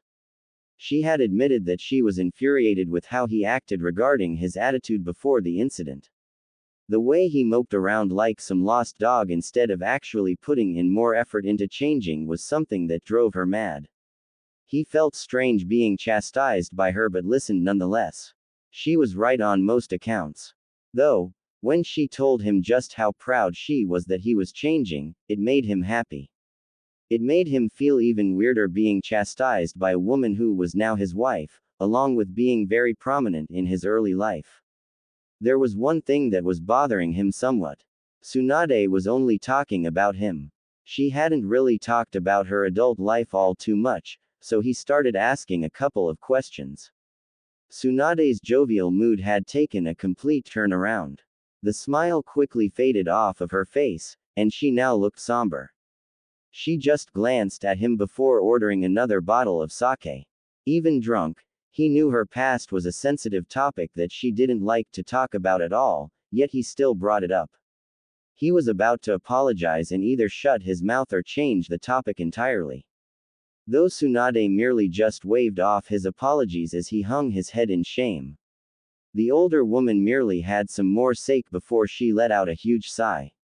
Maybe it was because she was finally comfortable enough with him, he didn't know, but Tsunade finally talked about her tragic past for the first time with him.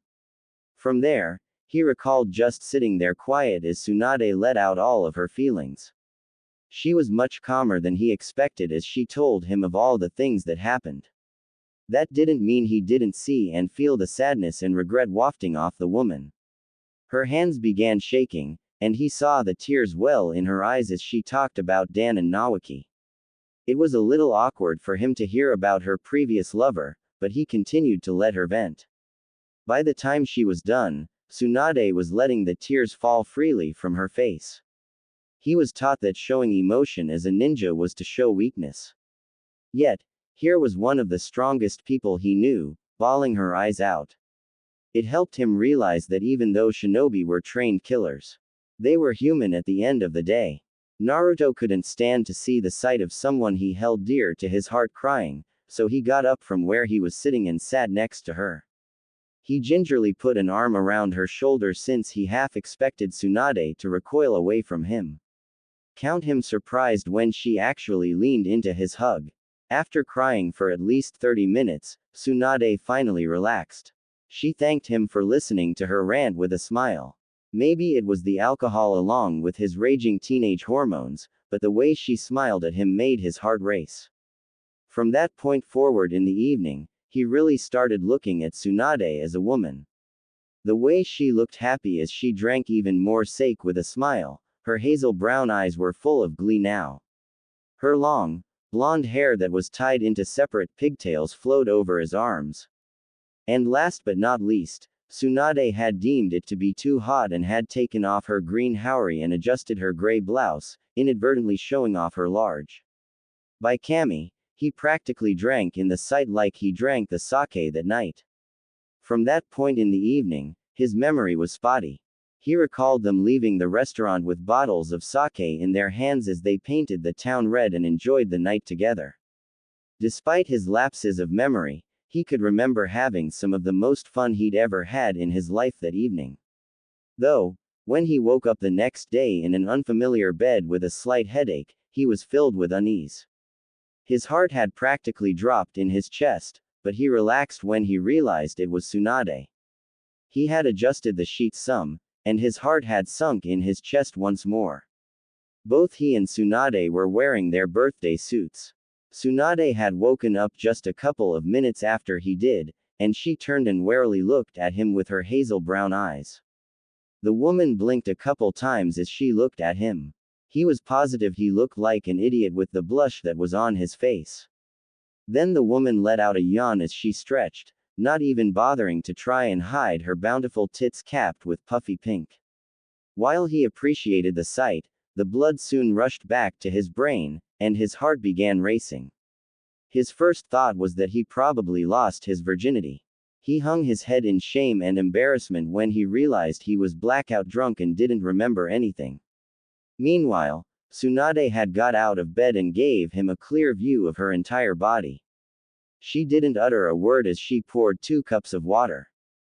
The woman drank the clear water before moving over to where her clothes were on the floor. Watching that woman bend over and flash him her goods had his blood rushing away from his brain. After putting on his shirt, which most definitely did not fit her, Tsunade walked back over to the bed as she sat down beside him. He would never forget just how aroused he felt seeing a woman wear his clothes.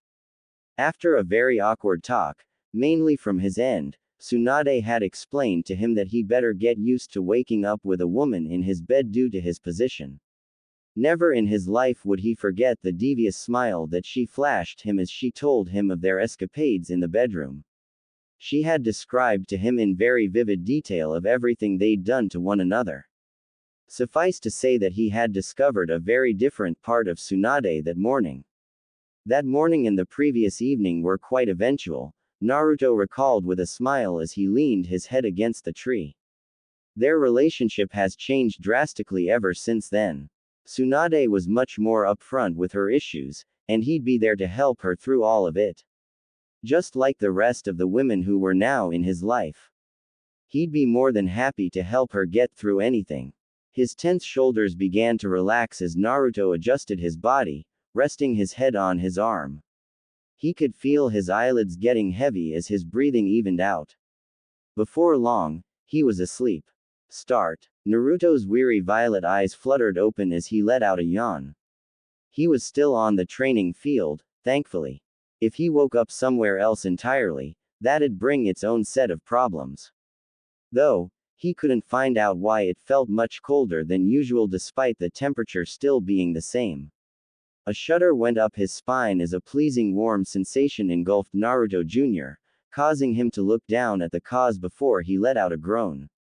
Between his legs was none other than Tsunade Senju. The woman's clad in tight black pants was swaying from side to side as she sucked on the crown of his. Those hazel browns were tightly shut as she opened her mouth and started swirling her tongue all over the head of his. The sleeveless gray blouse she had on earlier was sitting at her waist, and her massive tits hung freely. I figured this would wake you up, Tsunade purred out as she stopped licking the tip of his and started laying kisses on the side of Naruto's rod. She moved her finger off her lover's wet glands, prompting him to groan. Ever since that night, Tsunade had started to look at Naruto in a new light. He wasn't the same, abysmal brat, thanked Kami. He had actually grown up, and in more ways than one too. She blew some hot air onto his and watched as Naruto's impressive 10-inch rod twitched with anticipation. Gripping his at its base, she slowly moved her hand up and down. A glob of precum came from his twitching rod, and she locked eyes with Naruto as she leaned down and licked up his juices. Bringing her hand down to massage Naruto's heavy balls, she made sure to keep eye contact with the redhead as she continued pleasuring him. She could feel his family jewels concocting her new favorite drink. After swallowing his first load, she couldn't get enough of his salty jism. Attraction aside, she didn't really know if she loved him. She did cherish the time she had with him, though at least now she did. Maybe in the future, their relationship would blossom into that. For right now, she would simply enjoy their physical relationship. Naruto just stared down at Tsunade as he let out another groan. The devious woman was running her tongue up and down his while she looked at him the entire time. Those lovely hazel brown eyes of hers told him all he needed to know. The next couple of minutes were going to be fantastic. The buxom blonde gripped the base of his once more as she planted the crown of his on her pink muscle. She proceeded to tease him as she slapped his against her tongue over and over again. He just groaned in both pleasure and annoyance at the woman. Knowing she wanted it just as bad as he did, the next time she struck his against her tongue, Naruto bucked his hips up into her mouth. The way those eyes of her gleamed at him as she sucked in the first couple of inches made him throw his head back in pleasure. The suction those pink lips were providing him was mind-blowing. He knew that Tsunade had just been toying with him, and when he looked back down at the blonde, it was a cemented fact when she smiled at him even though her mouth was stuffed with his. Naruto watched with bated breath as Tsunade stared into his eyes as she lowered her head onto his. Her plump, pink lips stretched around his rod as she slowly stuffed each into her mouth. The wait was agonizing, but he soon found himself buried in her throat. The warm, tight wet heat of Tsunade's throat was excruciating, in a good way. Tsunade felt her lips pressed into Naruto's trimmed red pubes as she stared up at him. She could see the pleasure written all over his face as she hummed around the buried in her throat. She watched with nothing less than joy at Naruto's reaction as his spasmed in her throat. Feeling Naruto run his hands through her hair, Tsunade snuck one of her hands into her pants as her throat relaxed against its current invader. She could feel so much spit gathering in her mouth as it ran past her lips. Pulling her head away from his, she took in a deep breath of air before letting the spit run from her mouth onto his. Lathering his with her free hand, Tsunade adjusted her stance as she sat on the heels of her feet. She quickly jerked off Naruto's sizable length as she slathered it with her spit. Going in for seconds was easy as she swallowed his with ease this time. Her lips soon found themselves pressed into his trimmed pubes as she throated his whole. It wasn't the first time, nor the last time she planned on having his snake buried in her throat. Her throat muscles stretched each time before contracting around her lover's. The entire time she never once looked away from his handsome face and eyes. As she slowly bobbed her head up and down his length, she spread her moist lips before slipping a finger into her entrance. A low moan erupted from her throat as she drove her finger into her hole. Hopefully, it wouldn't be too long before her slender finger was replaced with the thick sausage in her throat. Running his calloused hands through Tsunade's blonde hair, Naruto held her head with one hand as he watched the buxom blonde continue to throat him with ease. Grabbing hold of both of her long pigtails, which made for great handles, he tugged on them each time she pulled her head away to guide her back. "Kami, your throat feels so good," Naruto complimented Tsunade as she continued sucking in his. The woman moaned around his in response as he felt her constrict on his. "If you like that, you're going to love this," Tsunade purred out as she withdrew from her tasty treat. Before she did what she had in mind, Tsunade brought her hand up from her moist cunt lips. She made sure to flaunt her glistening fingers in front of her face before loudly sucking each digit clean. Moaning at the taste, she imagined sucking Naruto's clean after they were done. The thought alone made her quiver in excitement. Bringing both of her hands under her plump tits, she heaved the mounds of flesh up and encased Naruto's spit-lathered rod between her melons. Seeing around 3 inches poking up from her, she leaned down to lick and suck at the head of his. Her heart started racing when she felt Naruto's hand land on her head. There was something about having Naruto take a handful of her hair. Maybe it was because Dan never did something similar to it, but after this brat pulled on her hair once, she could never get enough. The pain just blended with the pleasure, and now, she practically needed him to do it every time they. Naruto just leaned his head back as he let out a sigh of pleasure. Having his encased between Tsunade's massive was something he'd never in his life imagined he'd be doing. Much less having her do it more than willingly. When the Senju princess started giving him a tit job, he could only buck his hips up into the large mounds of flesh into her waiting mouth. Her deep throating had more than lubed up his, so he didn't have to worry about any sort of friction. He could just focus solely on the pleasure of the tits of the most powerful woman in the world. Just feeling the majority of his enveloped in Tsunade's warm tits along with having the blonde woman lapping at the head of his like a kitten had egged him on long enough.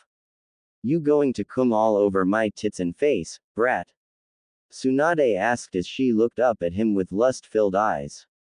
Naruto didn't bother answering her as he stood up from where he sat. His left Tsunade's plump chest, but he'd give her what she wanted soon. He watched as Tsunade adjusted her posture. Now the woman was on both of her knees.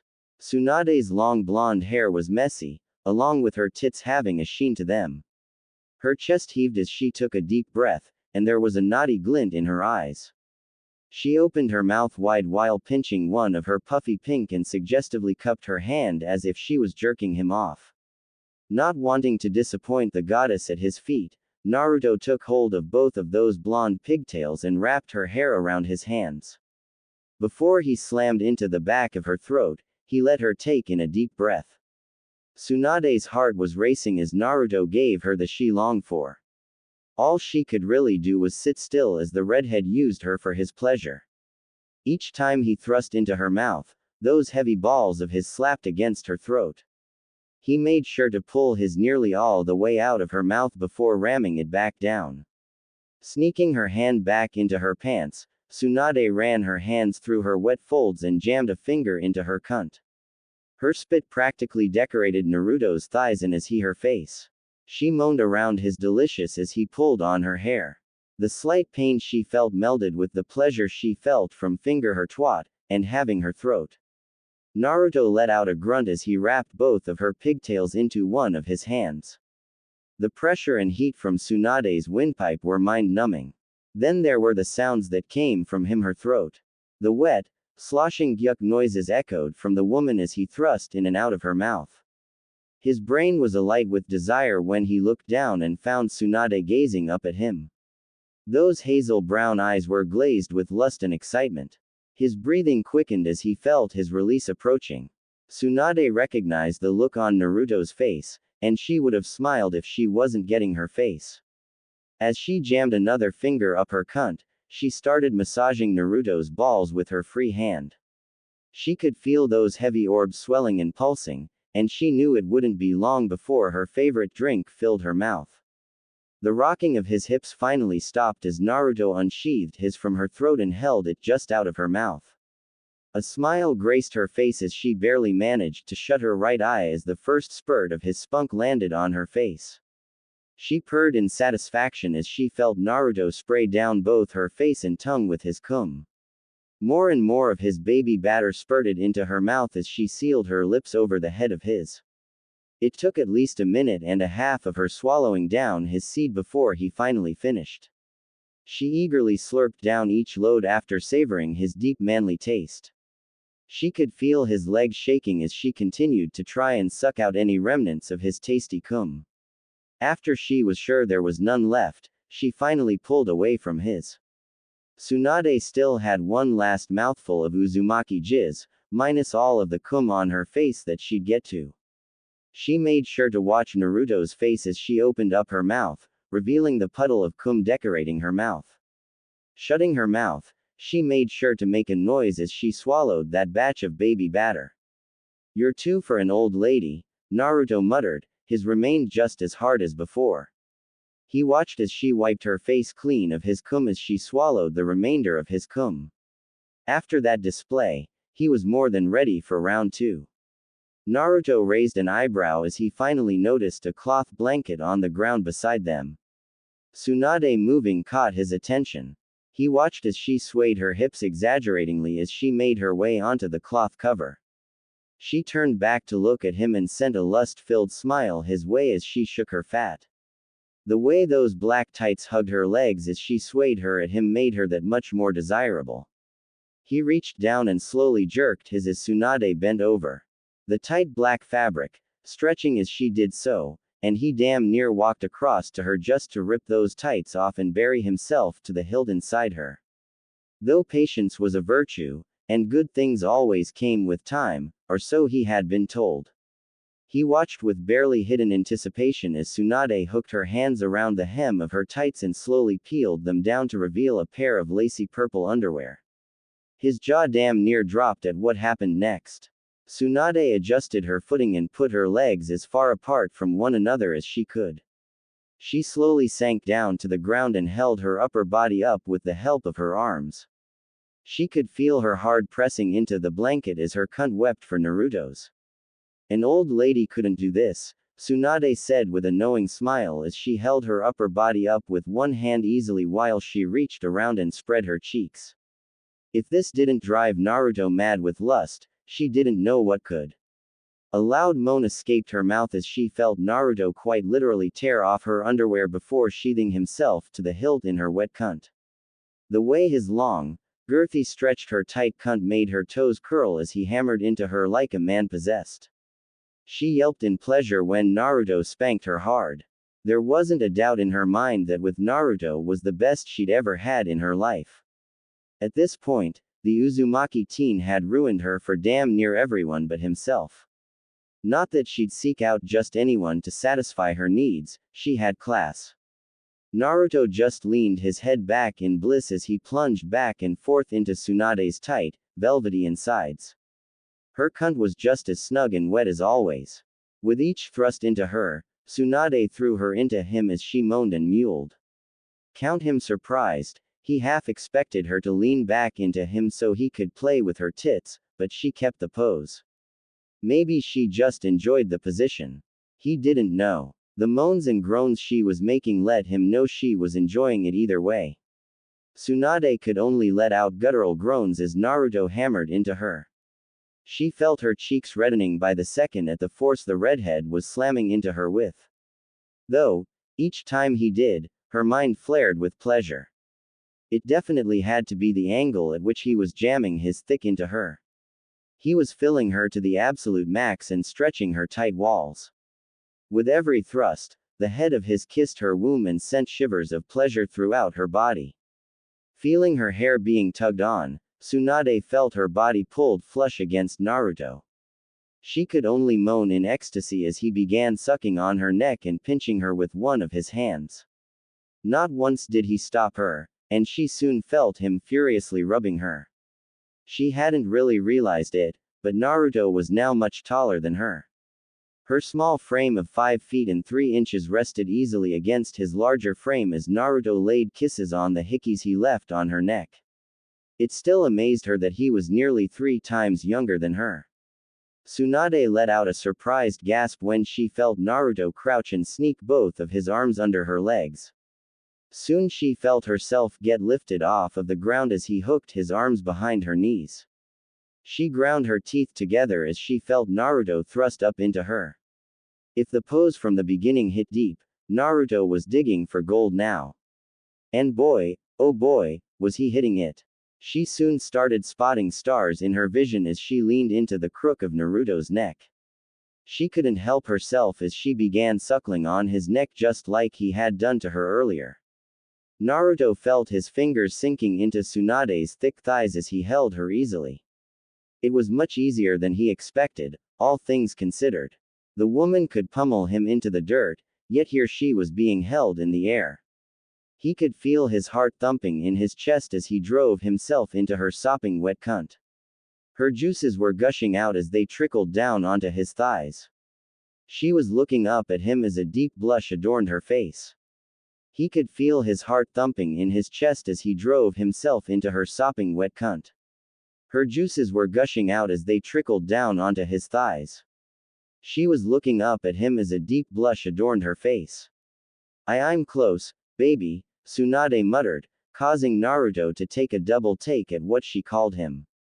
She'd never called him that before. It was usually just Brat or Naruto. If anything, that got his heart racing and his legs pumping as he thrust up into her.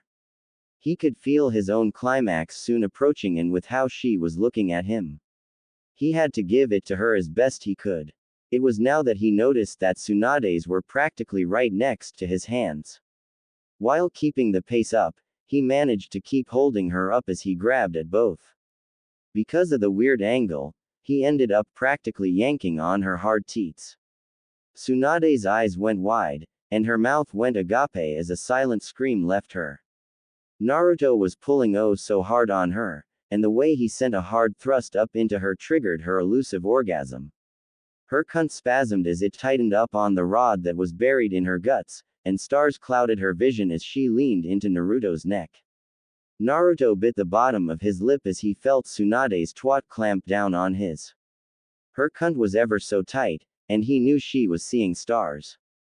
Regardless of his burning thighs, he upped the strength behind his thrusts as he reached his own climax. He made sure to jam himself as deep as he could into Tsunade's wet hole as he began pumping his cum into her. Tsunade went from seeing stars to having her vision fade slowly as she continued spasming on Naruto's. She felt her womb being filled to the brim as he painted her insides white. Each jet of his thick cum just edged her orgasm on further and further. Feeling Tsunade go limp against him, Naruto held her close to him as he hastily went to lay down on the cloth below them. While he could typically go on for much, much longer, the training from today had pretty much sapped most of his energy. For now, he was more than content with relaxing for a little bit. Naruto just hummed to himself as he remained sheathed in Tsunade's warmth. He felt the woman twitch against him every now and then as she took in shuddery breaths. Leaning up, he laid a couple kisses on her neck as he took a few strands of hair into one of his hands and began playing with it. The blonde Senju woman awoke with a gasp as she shifted around on Naruto's chest, driving his even further into her depths. He just laid more kisses on her shoulders as he wrapped an arm around her slim waist. Tsunade just moaned as he shifted his hips. "You alright?" Naruto asked as he felt Tsunade continue to twitch against him. She'd never had this type of reaction before, so he was somewhat worried.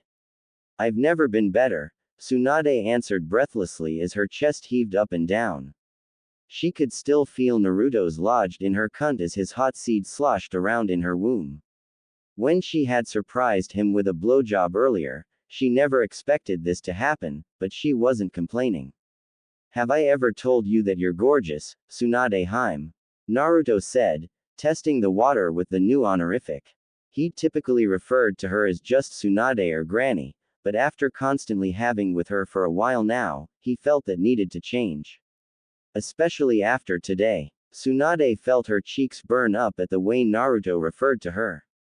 The last time she could recall being called that, she was still in the academy. And here she was, blushing like a schoolgirl. Though now she was a grown woman and being called that by the man who just gave her mind-blowing good was the last thing she thought she needed.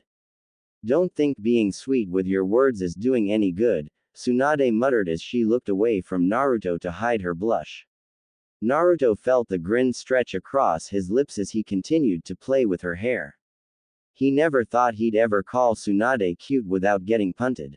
Though, here he was buttering up to Tsunade and not getting beat to hell for it. "You know I just want to make you happy, right?" Naruto asked as he pecked her cheek. All he ever wanted was to see the people around him happy, and if he could do that for them, he would. Tsunade just turned her head to look back at Naruto. When she saw him staring at her with a genuine smile, she couldn't help but blush even more. Other than just relief, she hadn't really thought she'd get romantically attached to Naruto. Sure, he was handsome, and he'd grow up to be powerful. But he was literally 3 times younger than her. She was old enough to be his mother's mother. The age gap between them and her, issues with the past prevented her from ever seeking out another romantic partner. You think a brat like you could make me happy? Tsunade asked as she raised her eyebrow at him. Naruto just grinned at her as he thrust up into her, causing her to moan and glare at him. Not like that. Jokes aside, Naruto said as he laughed at Tsunade's glare, he was feeling rather bold right now, so he didn't shrink under it. I think I could try to. That's all anyone can do, he added as he smiled at her. Stupid redheads and the dumb words, Tsunade muttered as she slowly got off of Naruto. She felt the rush of juices flow from her cunt as his no longer plugged her hole. Part of her felt empty at the loss of him, but she could get him to fill her again later in the day. Just shut up and let me clean you off, she said, causing Naruto to laugh as she took his back into her mouth. The blonde woman made sure to be extra loud as she slurped off the juices on his rod. Naruto could only grin as he watched Tsunade clean up his. He had meant every word he said. He hoped he got through to her. Tsunade moaned at the tastes of their combined juices as her stomach still felt warm from earlier. Bringing her hand over her belly, she rubbed it as a weird feeling of happiness and warmth flowed through her. Maybe a relationship with Naruto wouldn't be so bad. End. Kushina let out a drawn-out sigh as she stared at the reflection in the water of the sink. She pouted as she looked at noticeably shorter hair as she ran her hand through it. Instead of the flowing mane of red hair she had throughout her teen and adult life, it was now more or less of a bob cut. After an unfortunate training accident with Makoto and Satsuki involving a couple fire jutsu, her long red tresses were gone. She only had it as she did now for a couple reasons. Mainly because of Naruto's constant compliments, and it helped her feel more connected to her family. Though, looking on the bright side, at least her hair was all she left. Training accidents typically left most shinobi either dead or seriously wounded regarding the severity of the injury. Missing some hair was most definitely preferable. Makoto and Satsuki had apologized profusely, but there really wasn't any changing what happened. Speaking of the two Uchihas, she sensed them coming home before they clambered inside from the back door. Looking up from the sink, she flashed a quick smile at the sweating and exhausted Uchiha duo. Drying her hands, she created a couple of clones to begin cooking dinner. The clones would do most of the housework, so she opted to relax on the sofa. Her household was much busier than it had ever been 5 years ago. With 5 extra people living here now, it was much more hectic, and she found herself missing the calm, quiet atmosphere from before. The whole act of having 5 other women in her house took some getting used to. At first, it was a hectic mess having 5 different personalities all clashing against one another. It didn't help that except for one of them, they were all grown women, so they all had a peculiar way of doing things. Though, after the first shaky month of getting their shit together, she found herself enjoying their presence despite it being a bit rowdy at times. Movie nights were always something she looked forward to, along with dinner at night. Now it was almost like a constant sleepover, except everyone took turns doing chores or cooking. Kushina snorted at the childish thought of it being a sleepover. A smile quickly overtook her face because of how accurate it was. Despite all of the things and funny accidents that happened in the last 5 years, she found it strange that they were all so happy. That was probably due to the constant efforts of a certain redhead, who they were all technically married to. Even though he was constantly being trained or training, Naruto still managed to find some time to spend with them. He also made sure to have time set aside for them and was determined to make them happy. As her thoughts drifted to her not-so-little son, a myriad of emotions bloomed in Kushina's chest.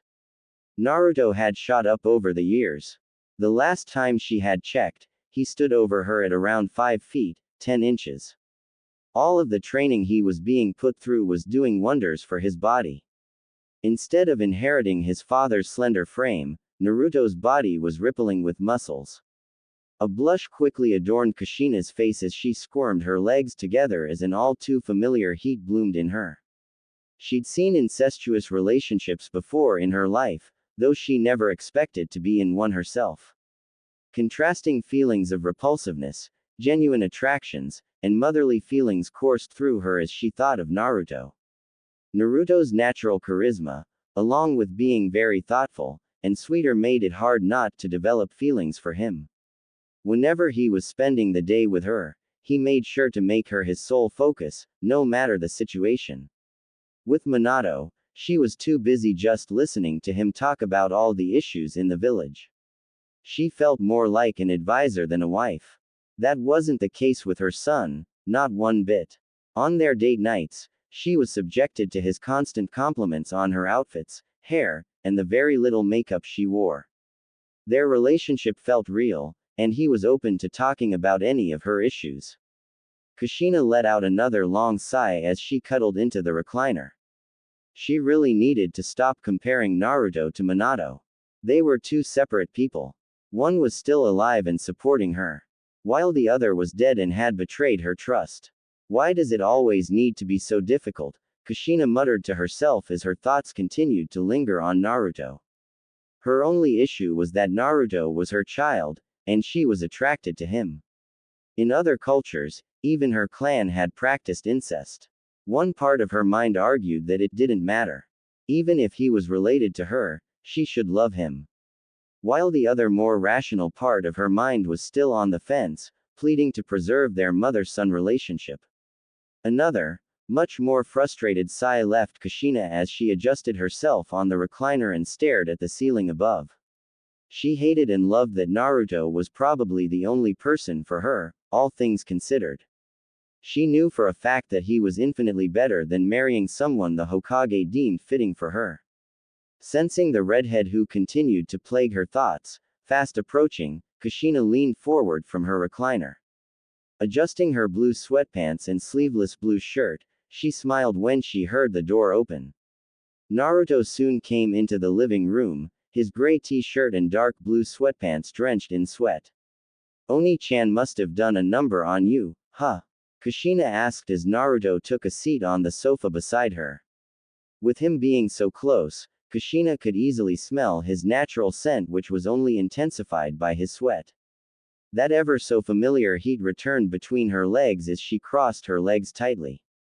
15 years was a long time. Yeah, she doesn't know how to hold back. Just like you, Naruto said with a teasing smile as he enjoyed the air conditioning of their house.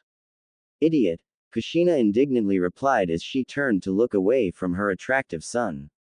Realizing she didn't sense Tsunade come back with him, she returned her gaze to Naruto. Where'd Oni-chan run off to? She and Shizune went to the hot springs after training, Naruto hastily answered as he squirmed under Kushina's narrowed eyes. Tsunade hadn't broached their relationship all too subtly to the rest of the household, screaming at the top of her lungs one evening. Kushina let out a displeased HMPH as anger and that aching heat followed by jealousy coursed through her at his answer. She wasn't born yesterday. She knew exactly where they were doing after their training. She was uncomfortable with the fact that Naruto was sleeping with the woman that was his godmother. Yeah, she wasn't even capable of convincing herself. She was jealous and upset that Tsunade was getting action that she hadn't gotten in 15 years. She tried to discreetly wriggle her legs tightly against one another as her baby boy had the decency to look guilty. That wasn't something she was entirely on board with. Sharing her soon-to-be husband was something she most definitely did not want to do. Uzumaki didn't do well with sharing anything, much less their spouse.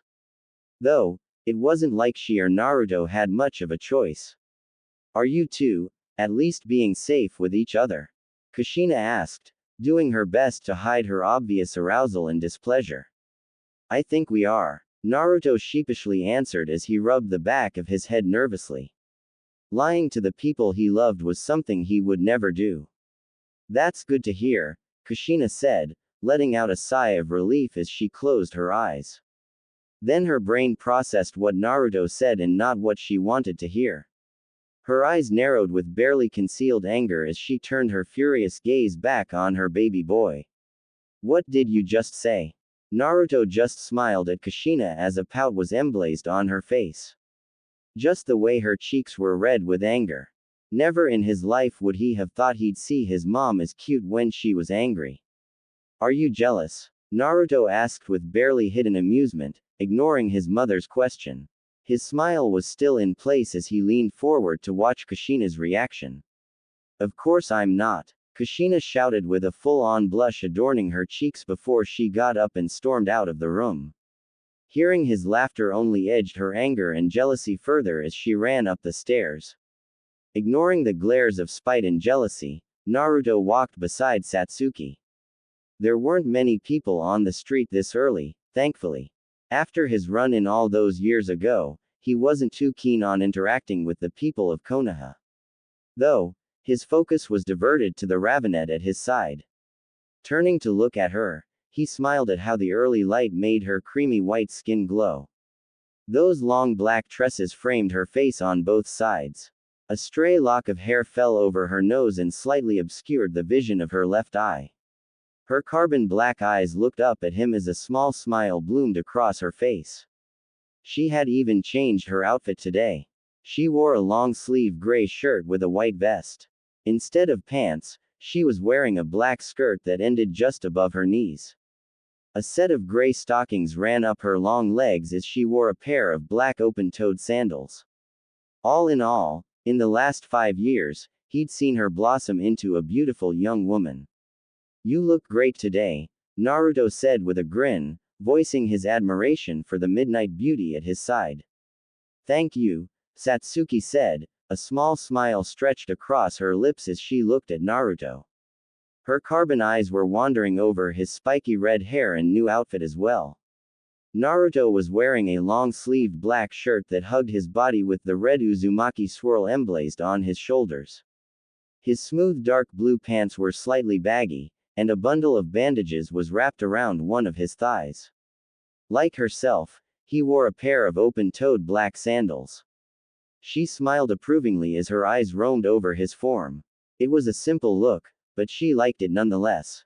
He wasn't a very flashy type of person, to begin with when it came to fashion. She could only dread the other outfits she'd probably see today. After all, it was graduation day at the academy.